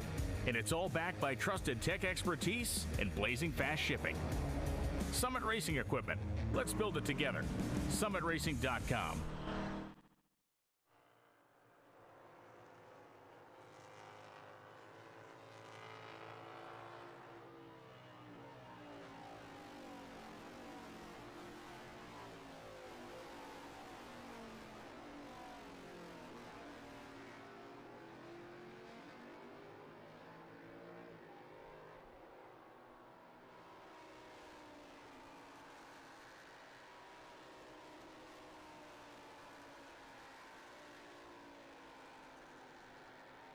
Cooper Shipman in second, and in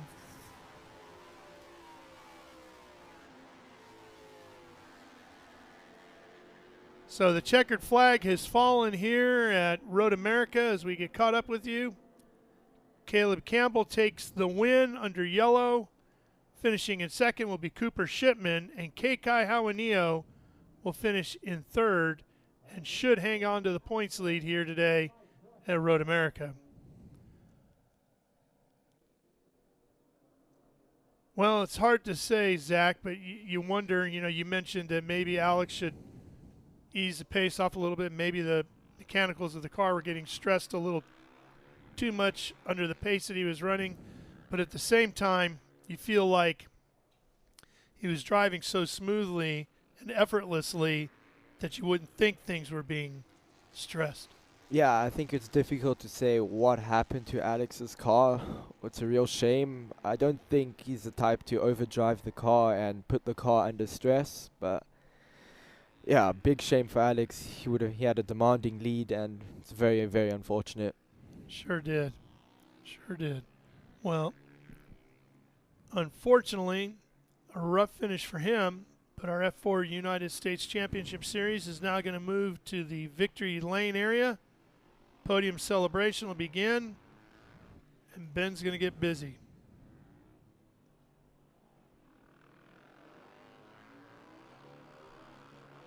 There's your winner, slotting in, Caleb Campbell, Cambridge, Canada.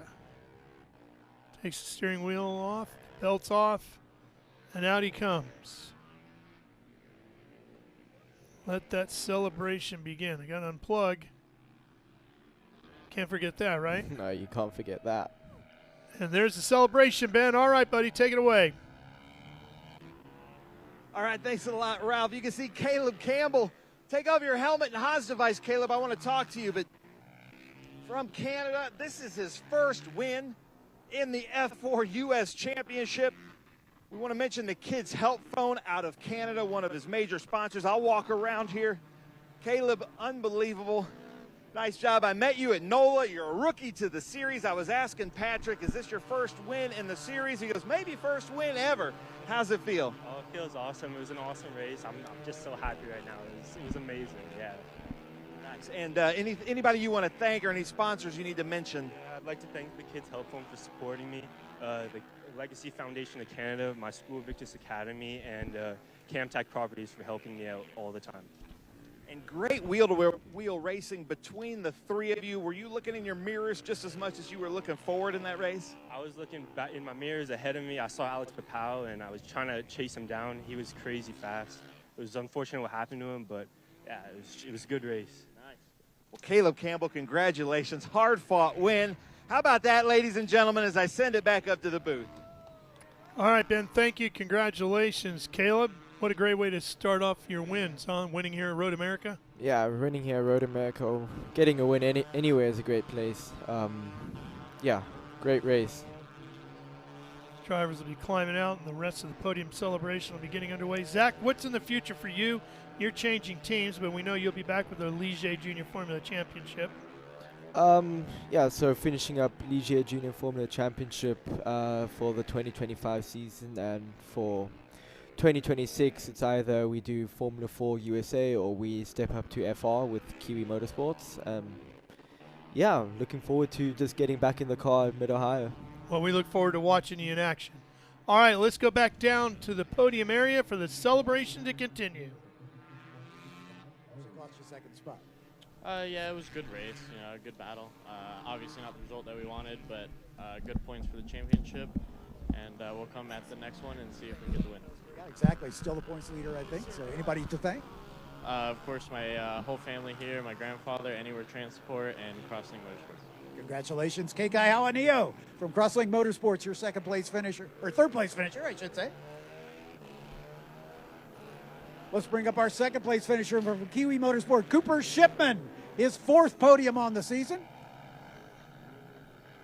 Cooper, congratulations, great race.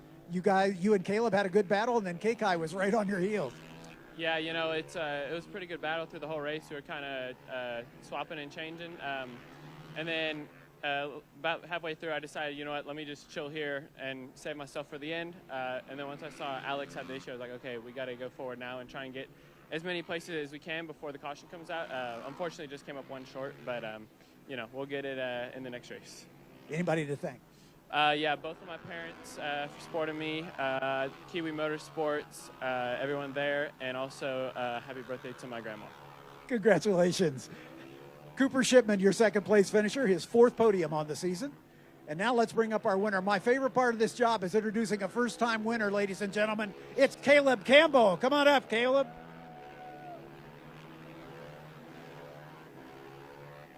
Caleb, well done. You're a tall guy, so I'll have to reach. Tell us about that battle. Between these three guys, you were just hammer and tongs all race long. Yeah, oh my goodness, it was a crazy race. You guys were crazy fast, and I was just thankful to stay in the lead there because I felt going down the straightaway, like the draft is just crazy on this track, so once you're behind someone, then you just pass them going down the straightaway. It's crazy. So I was thankful to get a bit of a gap, and then the full course yellow came out, which really helped me out. So it was a good race. Anybody you'd like to thank? I'd like to thank the Kids Help Home for supporting me, Camtech Properties, Legacy Foundation of Canada, and Victus Academy for supporting me. Congratulations. First-time winner, Caleb Campbell from LC Racing.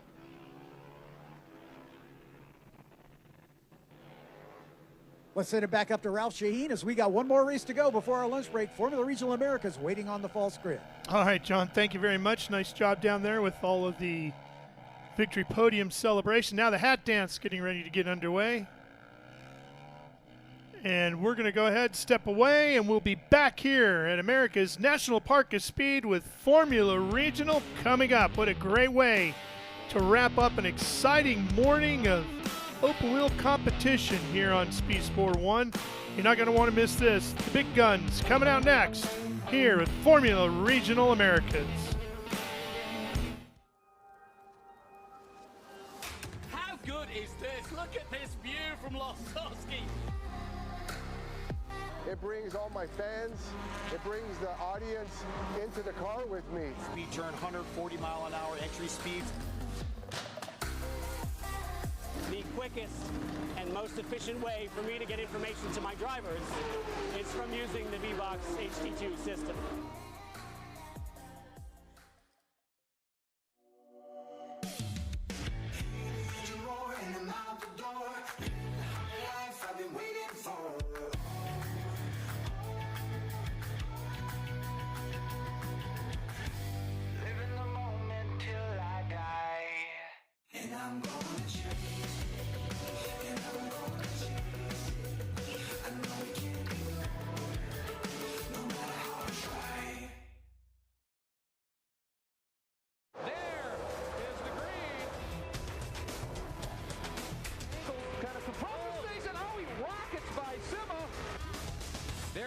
Said. One of the ways you overtake here at Sebring is really good in the braking zone.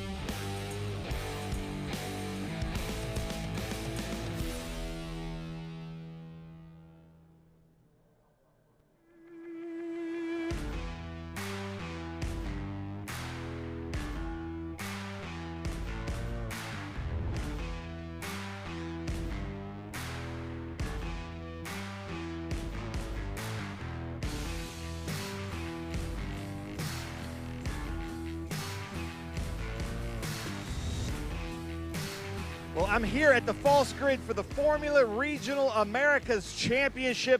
I believe this bowling up here in P1, running with Bullhorn and the Texas Orthopedic Association. Here, he can helmet tied.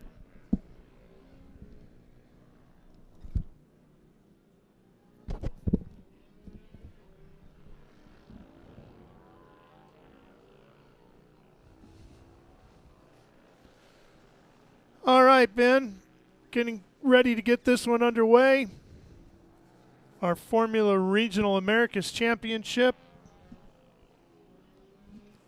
Taking a look at the lineup here. We have Jet Bowling out of Dallas, Texas. Titus Sherlock in the 31 from Prosper, Texas. Battle of the Lone Star State there. Nicholas Stoddy, who comes all the way from Perth, Australia, in car 15. Bruno Ribeiro out of Rio de Janeiro, Brazil, in car 01. Nicholas Ambiato from Santiago, Chile, in car 55. Brady Golan out of Austin, Texas, in the 80. Daniel Quimby from Sydney, Australia, in car 42. Connor Roberts from LaGrange, Georgia, will start 8th in car 46. James Lawley from Halifax, Canada, in car 88, will roll off 9th. Alex Benovitz from Naples, Florida, in the HendrickCars.com entry, he's going to be 10th in car 5. Barrett Wolf from Las Vegas, in car 13, will start 11th. Lincoln Day from Wilson, Wyoming, in car 95, going 12th. Ethan Sterling, Massillon, Ohio driver, car number 1, going 13th. Kevin Jansen from Calgary, Canada, in car 24, going 14th. And Anthony Attiello from Providence, Rhode Island, in car 07, starting 15th. So the safety crew making some last-minute sweeps of the track. So get ready for the Formula Regional Americas Championship. So these cars run the Honda Civic Type R 2-liter engine, but with a turbo, boosting the horsepower. Again, all serviced and engineered by the folks at Mountoon. 306 horsepower in our Formula Regional Americas cars. Without the driver, the car weighs 1,485 pounds minimum, and you have to be at least 16 years of age to compete in the series, running that Ligier JS F3 chassis in our Formula Regional Americas series.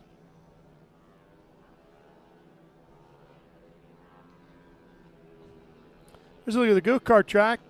Looks like some pit bikes doing some supermoto competition. Well, not supermoto, just some road racing on the go-kart track with pit bikes.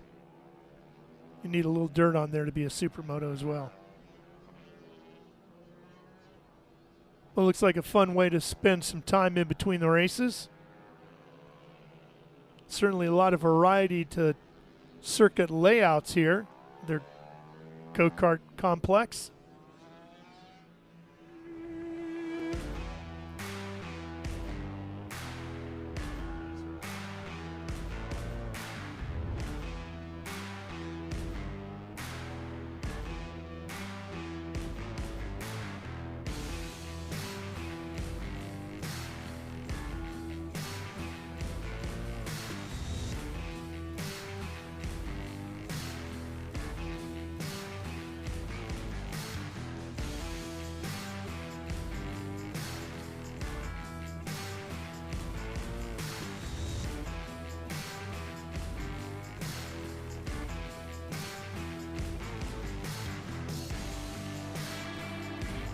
Battling there on a Labor Day weekend. And then VIR, Virginia International Raceway, in September with all three. And then the championship moves on to Barber from there.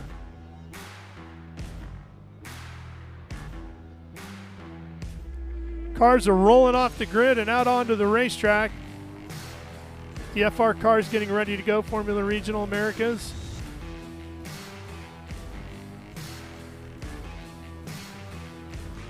This is a ladder series that you've been seeing unfold here today on SpeedTour 1, beginning with the Ligier Junior Formula Championship, and then on to F4, which we had just recently, and now Formula Regional Americas. From here, you would progress to, if you want to stay in open wheels, potentially Indy next, and then on to IndyCar, or hopefully maybe on to Formula One, do something of that level. And then if you want to do a closed cockpit car coming out of here, you start making your way into the prototype championships with IMSA.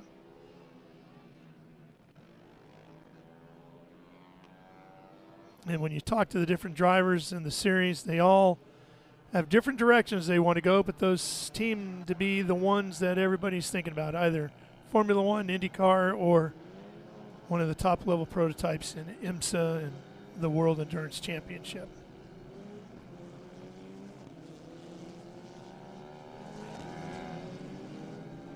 Kekai Hawanio will be joining us here shortly, after he just crawled out of his race car. Oh, here he comes. Hi, Kekai, grab a headset. Nice to have you with us. Nice to meet you. That was an interesting run you had there, huh? Yeah, it was a tough battle there at the beginning and even at the end. Should hold on to the points lead going into the afternoon. Yeah, since Alex had some unfortunate events, but you know, that's motorsports. So. Yeah, that'll happen. What can we expect out of our Formula Regional Americas race here, Kekai? What are you looking forward to? Well, I actually only watched the first race this weekend. I don't even know where we're starting, but I know Titus has been fast because obviously he's under our tent, and been hearing some good things there. But besides that, I haven't watched much of the F4 sessions this weekend. Yeah, Titus is looking to sweep the weekend here. This will be their final race of the weekend.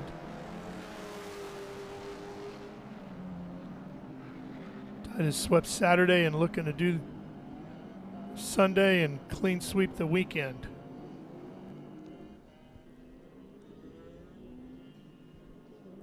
How is the track right now? The track's very cold, so I had some problems with grip there throughout the whole race, especially on the front end. With the temperature dropping today, I think 10 degrees since yesterday, it's definitely on the cold side, so it's really working on trying to get the tires warm, probably what they're doing right now on their outlap here. Yeah, you can see a couple of the guys trying to get the power down coming out of Canada corner, and the rear end just sliding around there.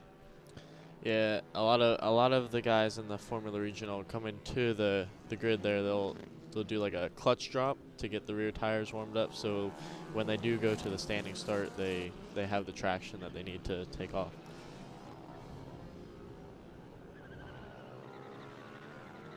Something that we don't really have to worry about in the F4 because we do the rolling starts. Yeah.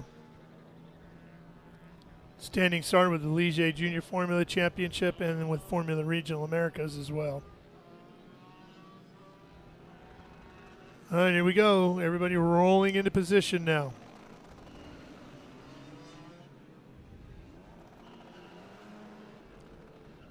Couple of burnouts, trying to put some heat in those tires, getting ready to go.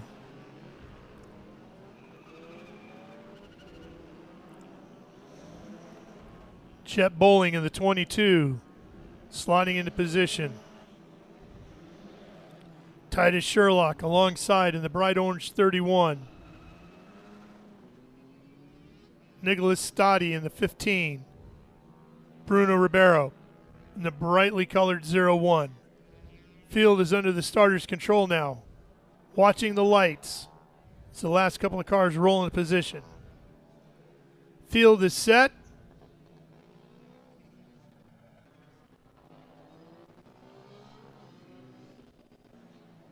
Drivers focused on the lights. Here we go. Underway. Who's going to be first to turn one? The 22 of Bowling moves over to take the line away from Titus. Sherlock will slot into second place. Ribeiro's going to move back to fourth.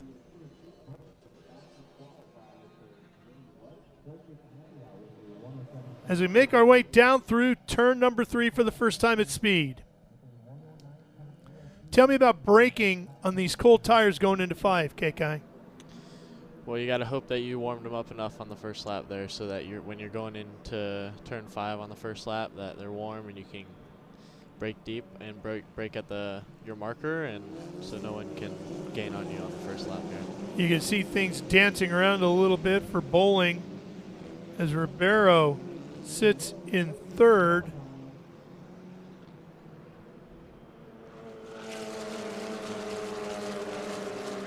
Oh, one car already suffering, looks like some sort of mechanical issue.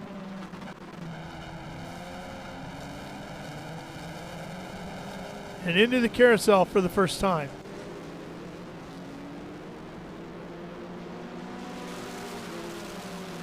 Everybody tucked right down on the bottom. Would you go flat through the kink on the first time? Well, of course, especially if you're leading and like Jet has the lead right now and a little bit of a gap. You don't want Titus to be gaining on you on the first lap. You want to try and keep the gap and try and drive away. Yeah, if you have some confidence in those front tires, boy, that's a great opportunity to make up a little ground. Problems for the 88. James Lawley. Yep, out of Halifax, Canada. The Pentagon Properties Atlantic Racing Team entry. And the caution is out.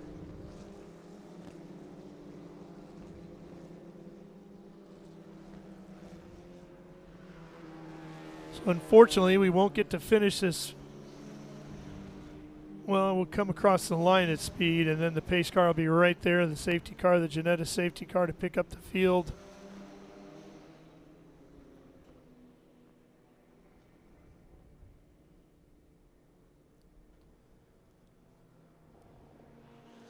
So if you weren't in the right headspace going into that first lap, this quick yellow gives you an opportunity to maybe catch your breath a little bit. Yeah, it definitely gives you like a second chance almost to regain some time up ahead of you, but also it might hurt you depending on how far back the gap behind you is. Got a replay here. There's Ribeiro in the 0-1.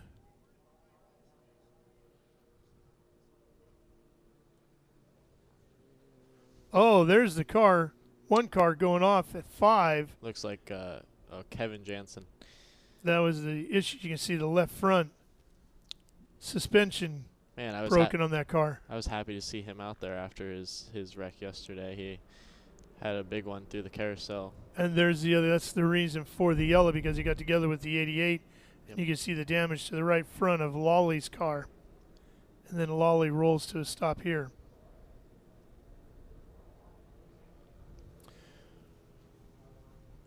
Okay, well, that's the reason now and the explanation for our first caution period here with Formula Regional Americas.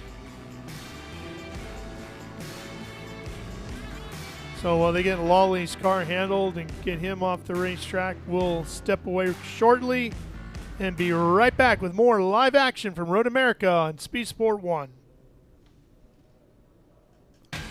Rev up and get ready for race day with Mission Foods. The world's best racers and tastiest products come together to make every race delicious. Fully loaded tacos, fast wraps, piled high nachos. Whatever you crave, Mission will help you be race ready with easy to make recipes that will take your race day to the finish line.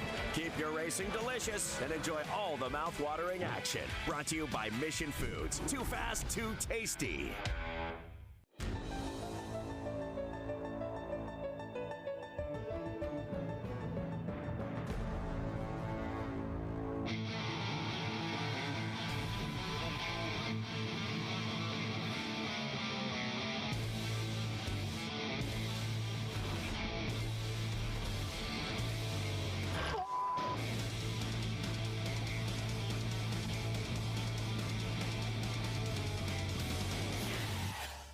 Okay, so pretend this is your race car. It's on the trailer, and you have an accident.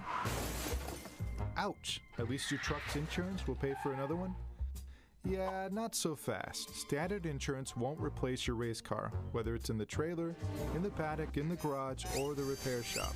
But at Hagerty, we can protect it for what it's really worth anytime it's off the track. No matter what or where you race, offer less than a set of race tires. Hagerty, let's drive together. What does it mean to be built with Summit? It means you're hitting the autocross, drag strip, road course, trail, dirt, or open road with confidence.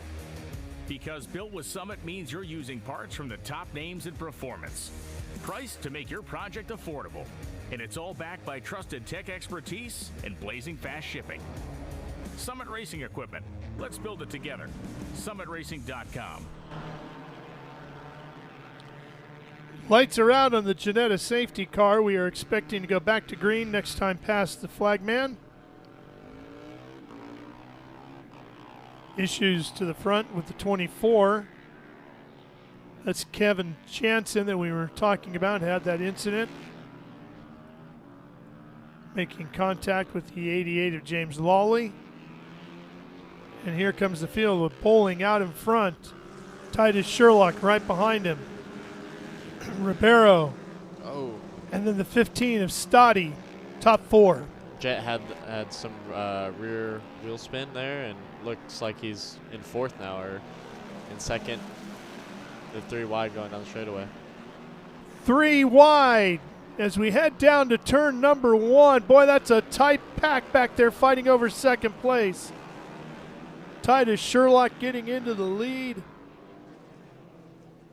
Bowling dropping back to second. Ribeiro right there in the 0-1. You see the 15 coming through as well. Stoddy, he's dropped back a spot.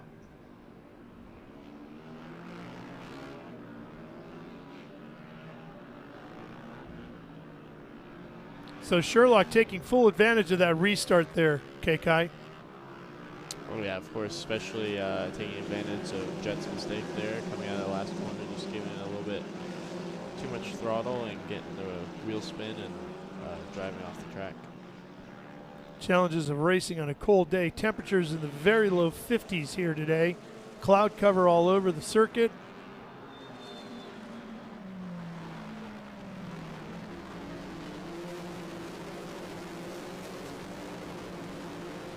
Now, if you're Sherlock, you want to put your head down and try to put in some good laps here and pull away from the field. Yeah, it looks like he's just right outside the draft window of giving draft to Jet, so he might be able to, if he can put some good laps down his marks, he might be able to pull away here. Swinging wide, coming through the kink, using up some of that extra runoff space that they've given the drivers in the last couple of years here.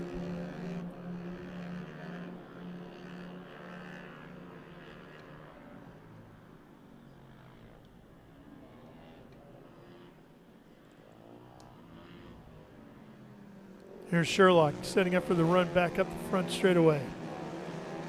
Ribeiro still in third. Looks like we're going to have another full course caution. Yep.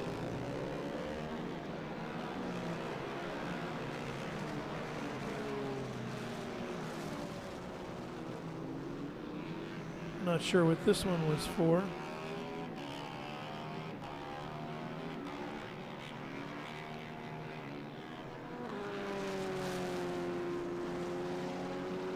Now, Titus is going to have to defend better than Jet did on the restart here.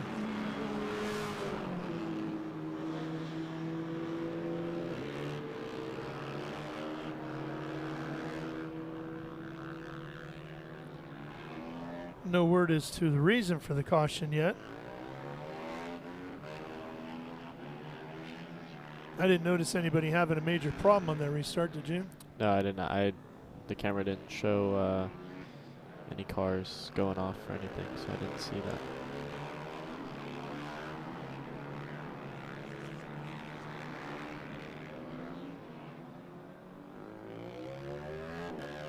So KKs, we're under caution again here for the second time with our Formula Regional Americas event. Let's talk a little bit about your series. You held on to the points lead here today. Have another race coming up this afternoon. Popoff is right behind you in the championship, and he had mechanical problems, so he's going to fall back a little bit. But it looks like you got still quite a few guys giving you chase. Yeah, of course. I mean, the championship fight's pretty close with Cooper, Alex, and now Caleb is probably going to be close in the points there. Just going to keep my head down and more focus on just getting points, finishing on the podium, first, second, third. Just to get the championship. You know, the main goal at the end of the year is to get the championship, not to make deep moves or late dive bombs and end up causing collisions or damage and then causing a DNF for us. And it's more just to finish and get the points. So, because you know the end goal is to get the championship. So, gonna use my head and try and be smart. And the championships with these 3 different divisions that we have here today all come not just with the usual trophies and accolades, but also with a nice scholarship to move up if you like. Yeah, of course, obviously, you know, you get to say you won the championship, but for me, it's more of the scholarship to try and move up to the Formula Regional class. Just because I don't have the support that some drivers do, and I'm just working off of the scholarships to be able to move up into the next class. What's the end goal for you? Where do you hope to be? Obviously, IndyCar would be really nice, but honestly, anywhere where I'm being paid or free ride in anything, GT cars, Formula cars, just to have just to be in motorsports, still driving is the end goal for me. Well, you have a bright future, and we hope to be able to watch you for many years to come. Here we go, getting ready. Titus Sherlock pacing the field in that final corner. Much smoother start for him than what Jet Bowling had on the last one. And it's going to be Sherlock who will have a good lead headed into turn number 1. Good car length and a half or so. Ribeiro trying to make something happen. Here comes Bowling looking outside. Can't get there yet. Ribeiro sits in third. And Beato behind him. Looks like he was able to get the over-under there and down the inside in turn 2. There's a strong move by Bowling on the inside of 3. See if he can complete the pass. No, can't get it done in that blue number 22. Through turn 4 now, they'll start thinking about turn 5. Neither attacking or defending under braking here. Here comes Bowling again on the outside. Sherlock is there by just a nose. Bowling's going to try to make the drag race happen up under the bridge to 6. And again, it's Sherlock, first one to the corner. Oh, we got 2 cars off in the grass. Sure do. Looks like Bruno and Ambiato. Yes, Ribeiro and Ambiato, who were fighting over 3rd place at the time, now find themselves deep in this field. That'll move Stoddy and Golan up. Yeah, it looks like since the restart, Golan has been able to pass. He's currently in 3rd. There goes Golan. Brady Golan out of Austin, Texas, in that entire Tony driver development entry.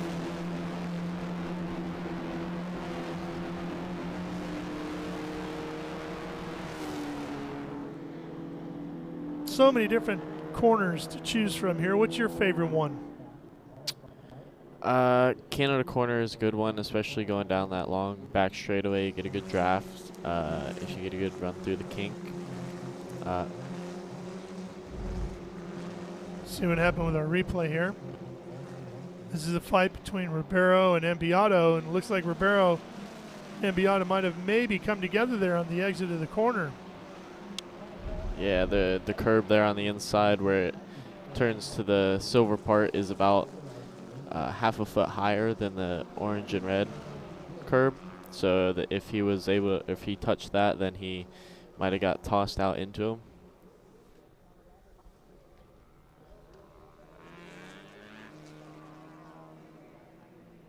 Is it high enough to scrape along the bottom of the car and upset the car that way? Yeah, so if you put your tires up on it, it might, depending on how you hit hit the curb, it might toss the car out or bottom out the car, and then you're not able to turn. And it looks like Ambiato is coming down the pit lane now, so he might have some damage from that. Tough break for Nicolas Ambiato out of Santiago, Chile.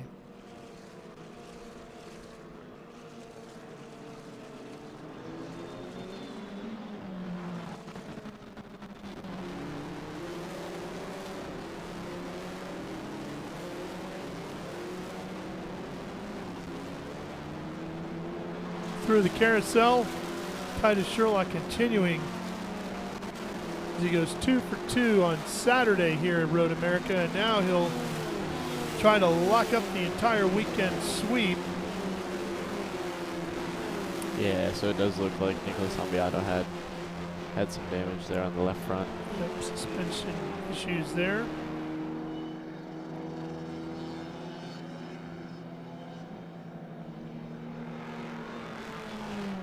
Titus came into the event here this morning leading all the drivers in F4 Americas with wins, having his second win of the weekend, third in just 5 races this season.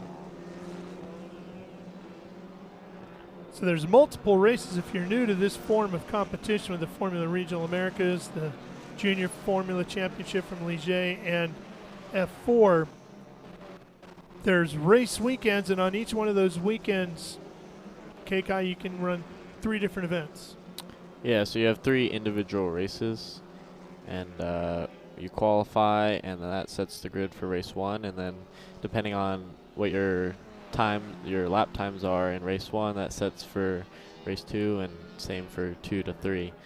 So it's you can gain a lot of points in one weekend, and you can also lose a lot of points in one weekend. So just gotta, like I was saying before, just keep your head on straight, be smart, not make any stupid moves, and just keep finishing because it's a long championship, and you just want to make sure that you can grab all the points that you can get in each race. And one of the big challenges to all of that is figuring out what to do with your hand-cooked tires, because you get 2 sets of new tires each week.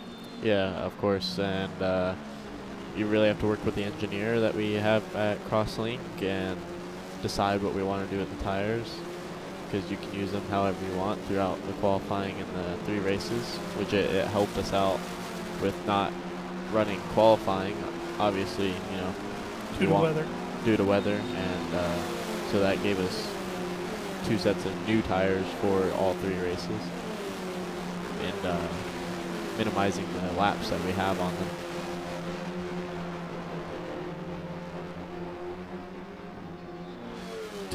Titus has played his cards right all weekend.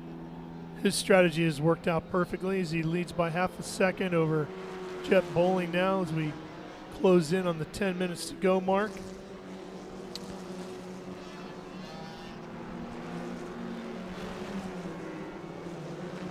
Colin was fast yesterday, and I think he'll be thrilled with an opportunity to finish up on the podium here in this one.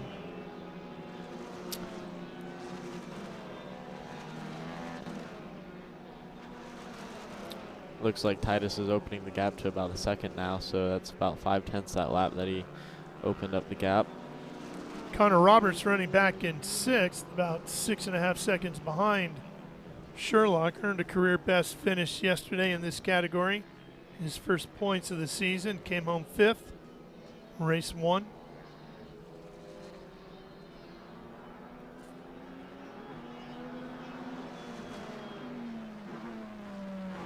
Happy to see Connor finish on the podium yesterday. I've known him since last season. He ran the F4 Championship.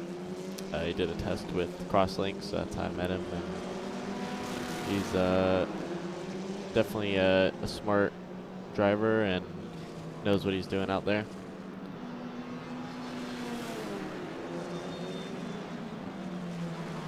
Bruno Ribeiro was runner-up yesterday, his 3rd podium of the season. And today, after battling for a podium spot, after contact, finds himself back in 7th, trying to regain some lost positions. He's about 7 seconds behind Sherlock right now.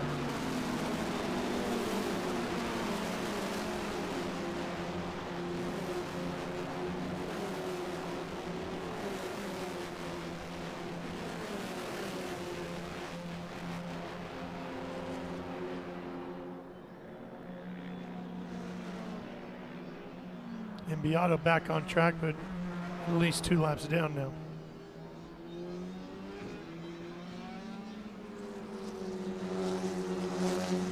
Or 8, it says now. And here comes Titus up the hill and back to the line once again as we're inside of 9.5 minutes to go.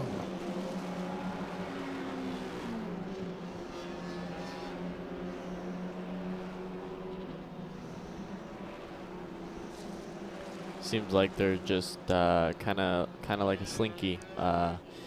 Sherlock pulls away a little bit, and then the next lap, Jet reels him back in. Yeah, they all seem to have found a pretty solid rhythm and are staying pretty much where they have been for the last few laps. Nobody gaining too much or losing too much.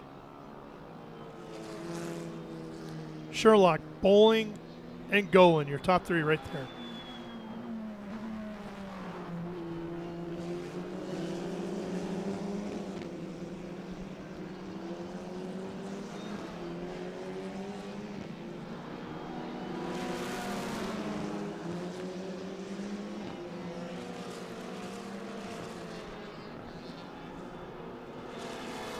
That is 6. And down here, turn 8.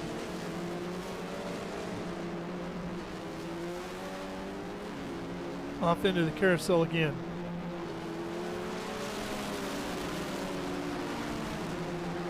What do you see Titus Sherlock doing so well as a driver? Well, he's definitely got his head on his shoulders. He's a very strong driver, obviously, based off of winning both races. He has a lot of experience. I've known him for I think 2 years now. The past 2 seasons, we raced against each other in the junior series 2 years ago. Definitely a lot of experience, and obviously showing it here, and knows what to do when he's out front, just pushing, trying to get away. Even though Jet is staying right with him, the gap's not really closing. It's kind of just staying the same, and it's just, I mean, even if he holds that, that's good, just so he can pick up the win and sweep the weekend. Lost a 10th that time to Bowling. As Jet gets closer here, the draft is definitely going to come into play, and that gap is going to close very quick.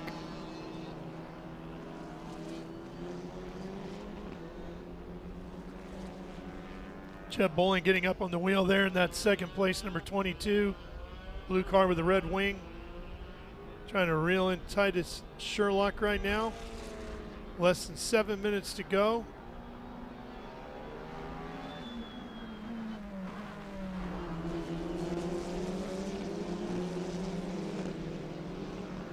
The one thing about these cars, with all the dirty air coming off of all the downforce, is it's pretty difficult to follow behind. So as long as Jet can keep the gap at a good distance, once he gets to the straightaway, the draft will just reel him right in. Looks like we have, I think that's Lincoln Day. Yeah, the 95 Lincoln Day out of Wilson, Wyoming. Tony driver development entry. Oh, that's not good right there. No. Oh, boy, there's big contact going into turn number 5. With Barrett Wolf. Yes, Barrett continued on.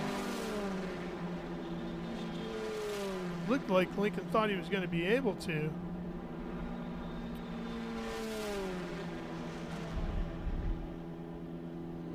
That would bring out a yellow, and it does. Definitely not a good thing to get out of your car. And there must have been a reason for it, because it looked like he was trying to get out of there pretty quick. Yeah.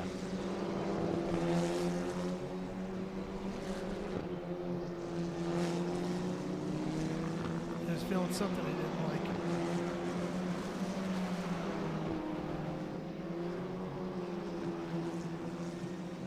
Especially there, because that would definitely be an impact zone.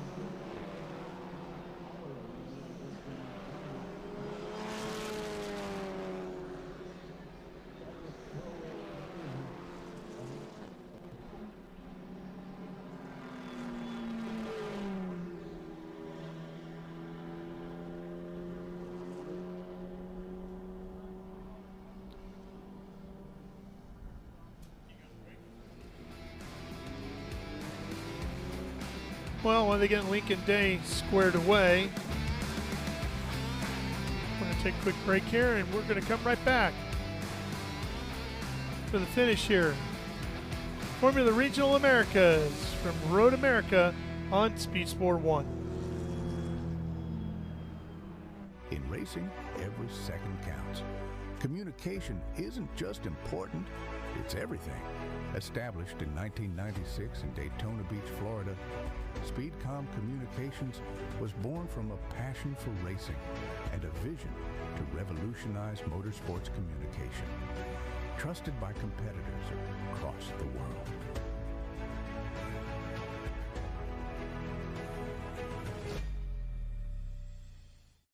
Okay, so pretend this is your race car. It's on the trailer, and you have an accident. Ouch! At least your truck's insurance will pay for another one?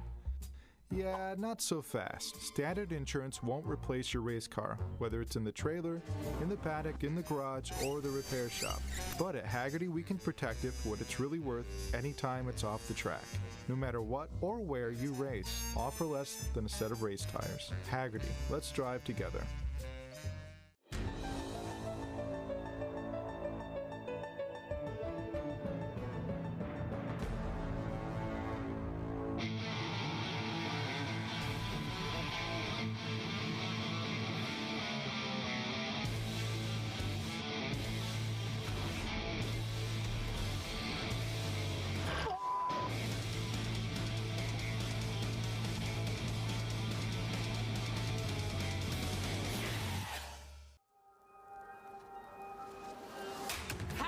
Is this? Look at this view from Lostowski. It brings all my fans, it brings the audience into the car with me. Speed turn 140-mile-an-hour entry speeds. The quickest and most efficient way for me to get information to my drivers is from using the V-Box HD2 system.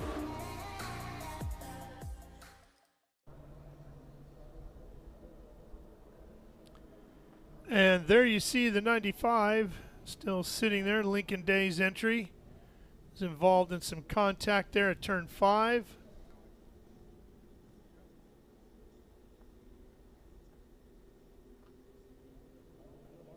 Looks like they might just be leaving. They might just be checkering this one, huh? Yeah, it looks like they're making some movement in the flag stand.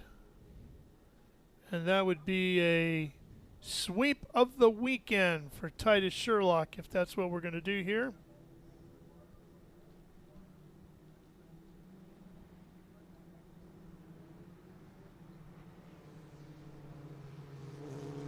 He played this one right, didn't he? I mean, he let Jet go on that opening lap at the very beginning. He knew tires were really cold, got to settle in, let this thing go, and then they had that restart, and he pounced right then.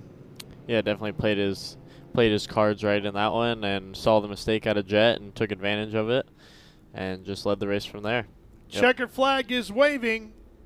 Titus Sherlock will sweep the weekend here at Road America. 2 wins on Saturday, takes the 1 race on Sunday, and the points leader will be thrilled when he gets to victory lane on the top step of the podium.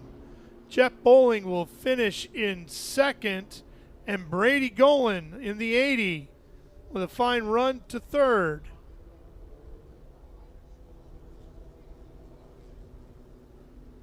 Well, you know a thing or two about being a points leader. It's got to feel pretty good to have that points lead leaving the track. Yeah, of course. Hopefully here for me, I'll pick up some more points in the next one and be able to leave here with the points lead. Here's a look at how they cross the line. Sherlock, Bowling, Golan, Stoddy, and Quimby are top 5. Ribeiro was up near the front early on in this one. Slips back to 6th. Connor Roberts with another good run. 7th today. Barrett Wolf, Anthony Ottiello, and Lincoln Day, unfortunately, looked like he was going to have a solid day, but instead ends up with his car coming back on the hook from turn 5. He'll finish in 10th.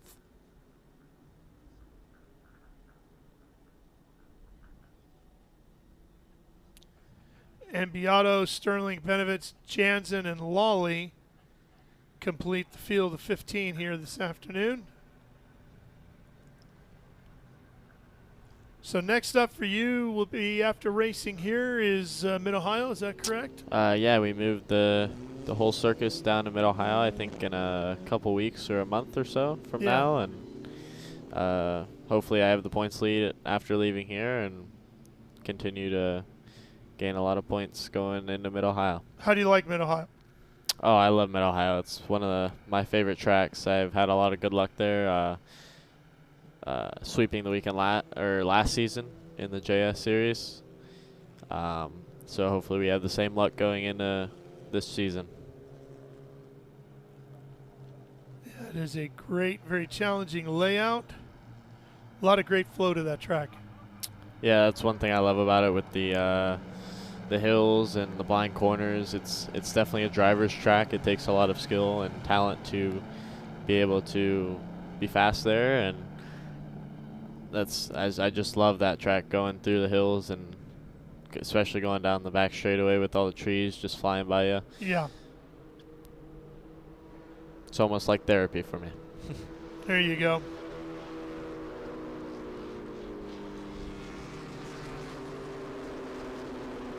Well, these cars will be headed straight to the Parc Fermé for those that finished outside the top three. Top three will be pulling into the victory lane area, and we'll have our interviews, Ben and John, close up the day here.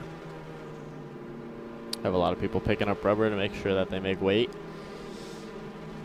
Something that you see in the higher series, Formula One, IndyCar. Just Yeah, because. tricks of the trade, right? Yep. So when the cars get to tech inspection, what do we normally see? What's the routine? Engine covered off, bodywork off. Just go through, make sure all your seals are correct and not haven't been tampered with or cut and put back on, just to make sure that the motors are still sealed from, in this case, the Honda motor that we have in the Formula Regional, and make sure that the gearbox seal is on there, and then check the oil, just to make sure that we have the right amount of oil in it, because if you run a little bit lower, you will find that you'll get a little bit more straightaway. So there is rules on that.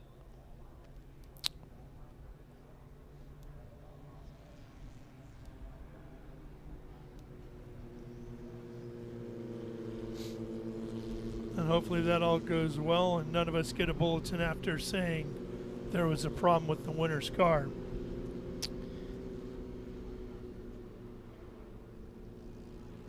All right, here they come off their circuit, up the pit lane, and as we said, top three to the podium area. The rest go to Parc Fermé. And Lincoln Day's car on the hook will be brought back around. And here's where Titus will make the right. To go into the winner's circle there with the Crosslink Motorsports team. Jet Bowling will join him, as will Brady Golan.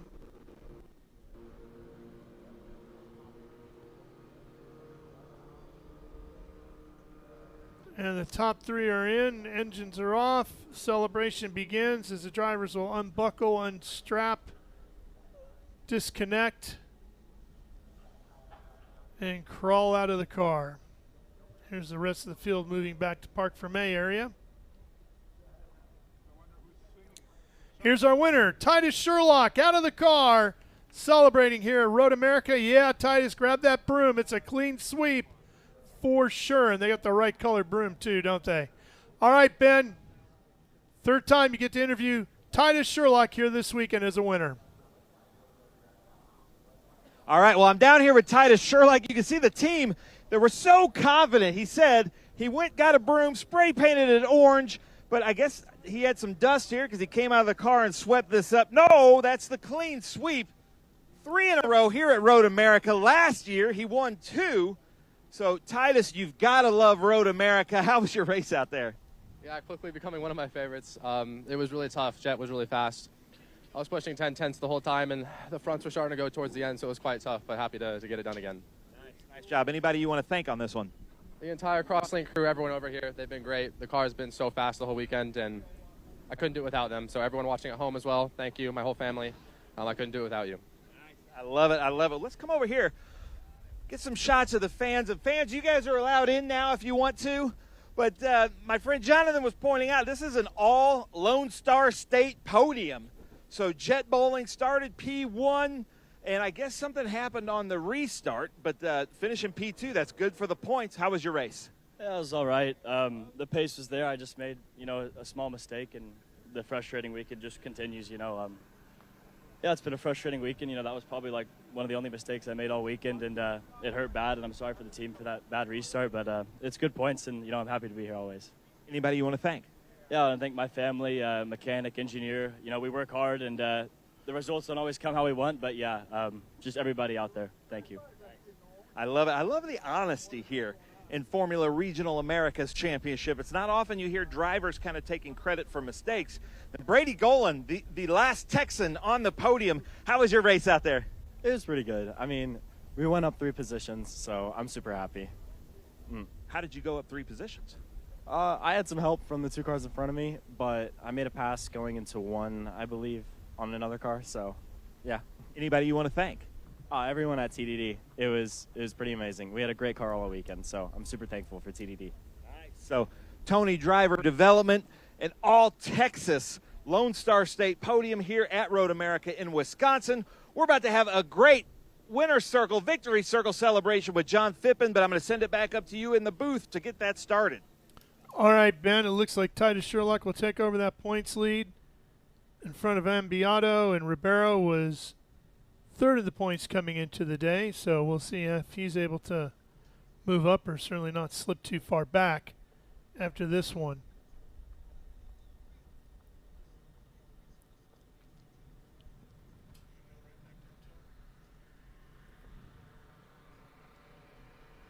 We'll be headed back down to John Phippen here in just a second.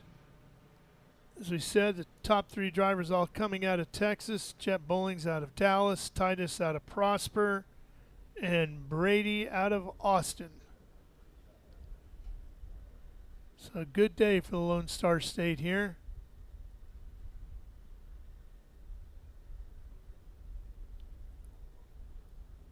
All right, let's go ahead back down to John and hear from all of the top 3, John.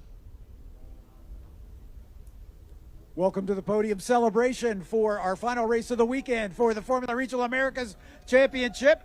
Let's bring up our 3rd place winner, his first win on the season, Brady Golan, ladies and gentlemen.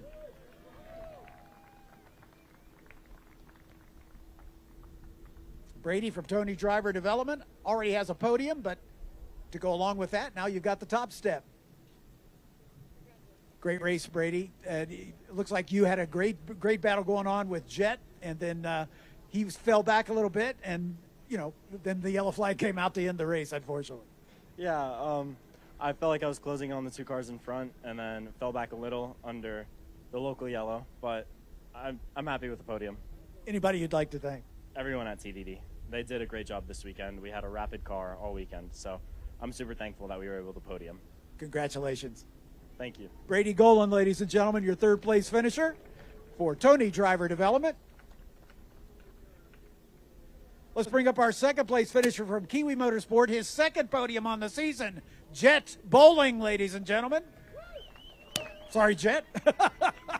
Exactly. Jet, what a great race. Boy, it looked at the end that you were running him down, and then that yellow came out. Yeah, I was. I was kind of doing a qualifying sim, and I had the pace. Yeah, just another annoying yellow. That's like the 30th this weekend, so.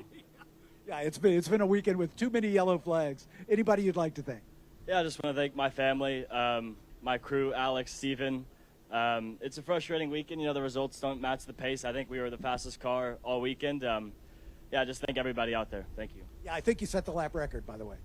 Oh, that's awesome. All right, awesome. Well done. Jet Bowling, your 2nd place finisher for Cross Lake Motorsport, or for Kiwi Motorsport, excuse me. This guy either finishes on the top step of the podium or off the podium. 4 podiums on the season for Titus Sherlock, sweeping the weekend. Titus, congratulations. Was the car going away from you a little bit at the end because Jet was getting closer and closer? It was, yeah. The front left was barely hanging on, it felt like. But, yeah, the caution kind of saved me a little bit. Jet was coming up pretty quick, so it was about to be a pretty close battle. But, yeah, happy to come away with another win. These race threes on the weekends are always more exciting because everybody's on the oldest tires, and we thought that it might be the case. But anyway, congratulations on the sweep of the weekend. Anybody you'd like to thank? The entire Crosslink crew. I would name everybody, but there's too many. I mean, they've done a great job with this car. It's so fast. All my family watching at home, my uncle, my mom, my girlfriend, thank you.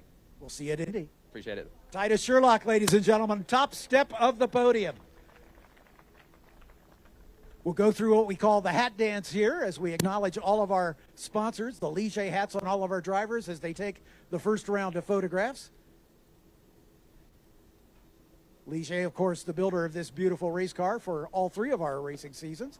And now Hankook, of course, providing the spec tire for this series as well as the F4 U.S. Championship and the Ligier Junior Formula Championship. So one more round of photographs. Trophies up, guys, for one more round, please. Gavin Baker, our photographer, getting the job done. One more round of hats. We've thanked the chassis manufacturer. We've thanked the tire manufacturer. Now we're going to thank the engine provider, Mountoon, who provides these beautiful power plants, turbocharged 4 cylinders, making 300 plus horsepower for these drivers. And Mountoon doing a great job keeping us running.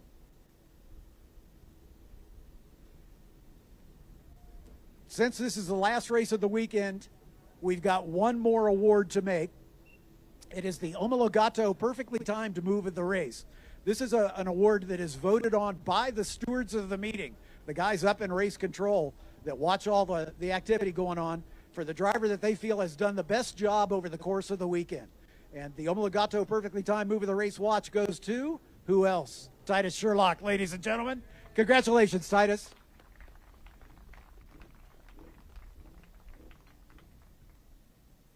And with that, it's time for the final celebration that we all look forward to. These guys don't need these driver suits anymore, so they're going to get each other just a little bit wet.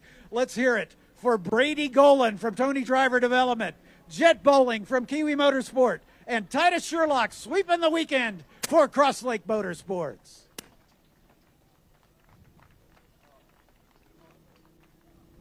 As Ben Sissel said, it's an all Lone Star podium. All these drivers hail from Texas. That's going to wrap it up down here. Ralph, we'll send it back to you in the booth. Okay, John, and a great way to finish off the morning here with Formula Regional Americas. Titus Sherlock sweeps the weekend, takes 2 on Saturday and the lone race on Sunday, and he's got the broom to sweep up after the mess there on the podium.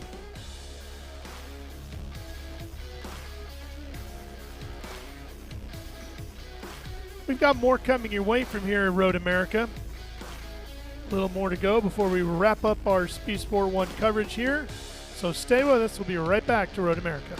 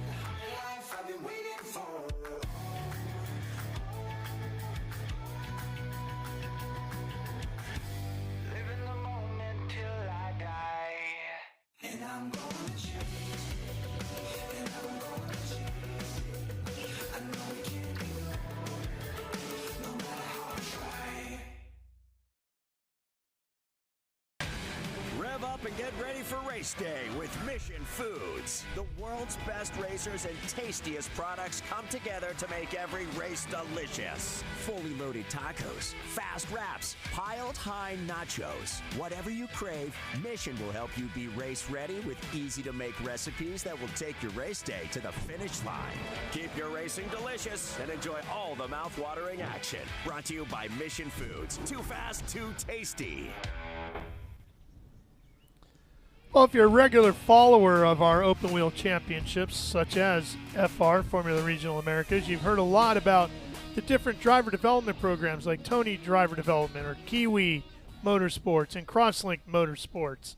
Some big organizations that are really helping to prepare our younger competitors for the trip up the ladder and hopefully to IndyCar, Formula One, or IMSA. Ben Sissel takes a look at two of the biggest ones in the game. I'm here at Kiwi Motorsport starting the 2025 season. A lot has happened. Last year it was Crosslink Kiwi. They had a ton of cars, always finishing on the podium, and honestly it became a little bit too big to manage for both of the teams. Also for the series, it was hard to encourage other new teams to come into the series with such a huge behemoth of Crosslink Kiwi absolutely dominating some of the classes last year in F4 and F4. So what has happened in the off-season, both teams agreed to split up, and it was an amicable split. I totally love it as a series because it gives a better opportunity for new teams to come in, for new drivers to feel more comfortable to come in, that there isn't just this huge team and then a couple of other little teams. So we've got now, there's a Crosslink team and a Kiwi Motorsport team. So honestly, I like it a bit more. You know, Crosslink Kiwi had such a domination over the last years. It was kind of the team's championship was just kind of in the up for grabs, but now it's it's there and it's hard, and it just adds a bit more competition between me and my friends. Yeah, so the split with Crosslink and Kiwi Motorsports, I think it's good because then it puts more teams on the map, not just like Crosslink Kiwi Motorsports like last year. So it's kind of nice that we split, more competition in a way. But something else that has happened with Kiwi Motorsports specifically, they've had a long relationship with Chip Ganassi Racing. Chip Ganassi Racing, along with Alex Palou's dad in Spain, they wanted to start a driver development program for Chip Ganassi's teams in IndyCar and his other series. So now you're going to see Chip Ganassi on the Kiwi Motorsport cars on their uniforms to work with this team, to work with the drivers, to develop the drivers, to move up into IndyCar and anywhere Chip Ganassi Racing feels comfortable. But now, as you can see, Crosslink Motorsports, also a very strong team this year. But one of the things that I'm going to find very interesting to watch, so last year Jet Bowling and Titus Sherlock, when it was Crosslink Kiwi together, they finished 3rd and 4th in the championships. Titus is over here looking very strong. Jet Bowling is over there with Kiwi Motorsports. So we're going to see what happens and follow along. Just like in any motorsports, there's a ton of camaraderie in the paddock.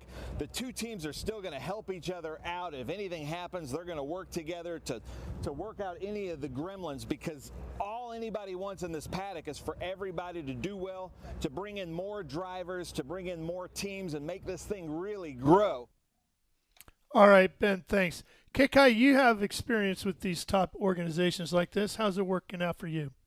Yeah, so I'm currently with Crosslink Motorsports, and I was on Crosslink Kiwi Motorsports last year, and Kiwi Motorsports is a great operation. You know, Tina and Gary really set it up really good, and of course Gil, with the owner of Crosslink Motorsports, it's a good team. They're both good teams, and they decided to split, which is, I understand, with so it brings more people in, and that's good. We all want to see the most people that we can have here and watch the series grow and become bigger, so we see all these drivers come through.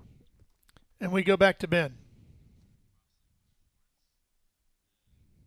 Here at Parc Fermé, and what this means is all the teams, all the cars that finish the race have to come in here to like an impound, and unless they're told otherwise, they're not allowed to touch the cars.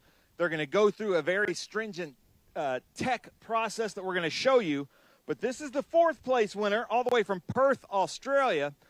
the provisional 4th place. And then the 5th place from Sydney, Australia, Daniel Quimby, last year's F4 U.S. champion. Then we'll walk through.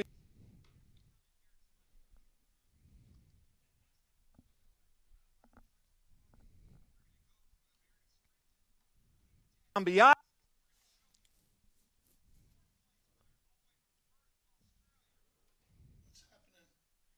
drivers, but they're all 4 corners onto the scales. They have to be within a certain weight. Then Stefan over here is going through their data, and he can make sure that the cars, that everything is legal. And then the reason I said provisional there earlier is because if something doesn't pass tech, let's just say, for instance, this car doesn't pass techs. Let me just say, nothing is telling me it won't, but just hypothetically, if it doesn't, then the next car, Jet Bowling, the 2nd place car, moves up to 1st, and then it would be Nicholas Staddy would move into 3rd. So they check the series, but you can see there's pads on here for all of the cars. They're going to check some of the wings and things like that. But back on the scales, they didn't get a good reading. But all 4 weights, like I said, Stefan is looking at the data. And then, just like the Parc Fermé rules, the other cars are back here. So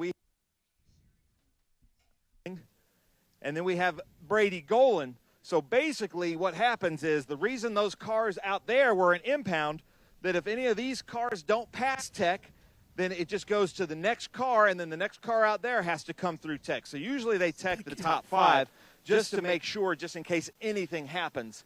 But you can see the Helmig Farms on here, the Texas Orthopedic Associates, and Bullhorn with Texas. It was kind of weird to be all the way up in Wisconsin and have a Texas 1, 2, 3, and then 4 and 5 were all the way from Australia. Everything. Now they're going to move this rear body cover, check the engine. All right, Ben, thank you. Interesting. And K-Kai, always a little bit of nerves, even though you feel like your car is good. A little bit of nerves until the officials say, yeah, you're good. Yeah, of course. I mean, I have full trust in the Crosslink Motorsports crew to, keep it where it's supposed to be, and no doubts. Well, thanks for joining us, K-Kai. I know you got another race coming up later this afternoon. Best of luck to you. We look forward to seeing you at the next one in Mid-Ohio. Thank you for having me. All right, that's it for Speed Sport from Road America. Thanks for watching everything live here with us today on Speed Sport 1. For Ben Sissel, K-Kai, I'm Ralph Shaheen. Thanks for joining us. So long, everybody.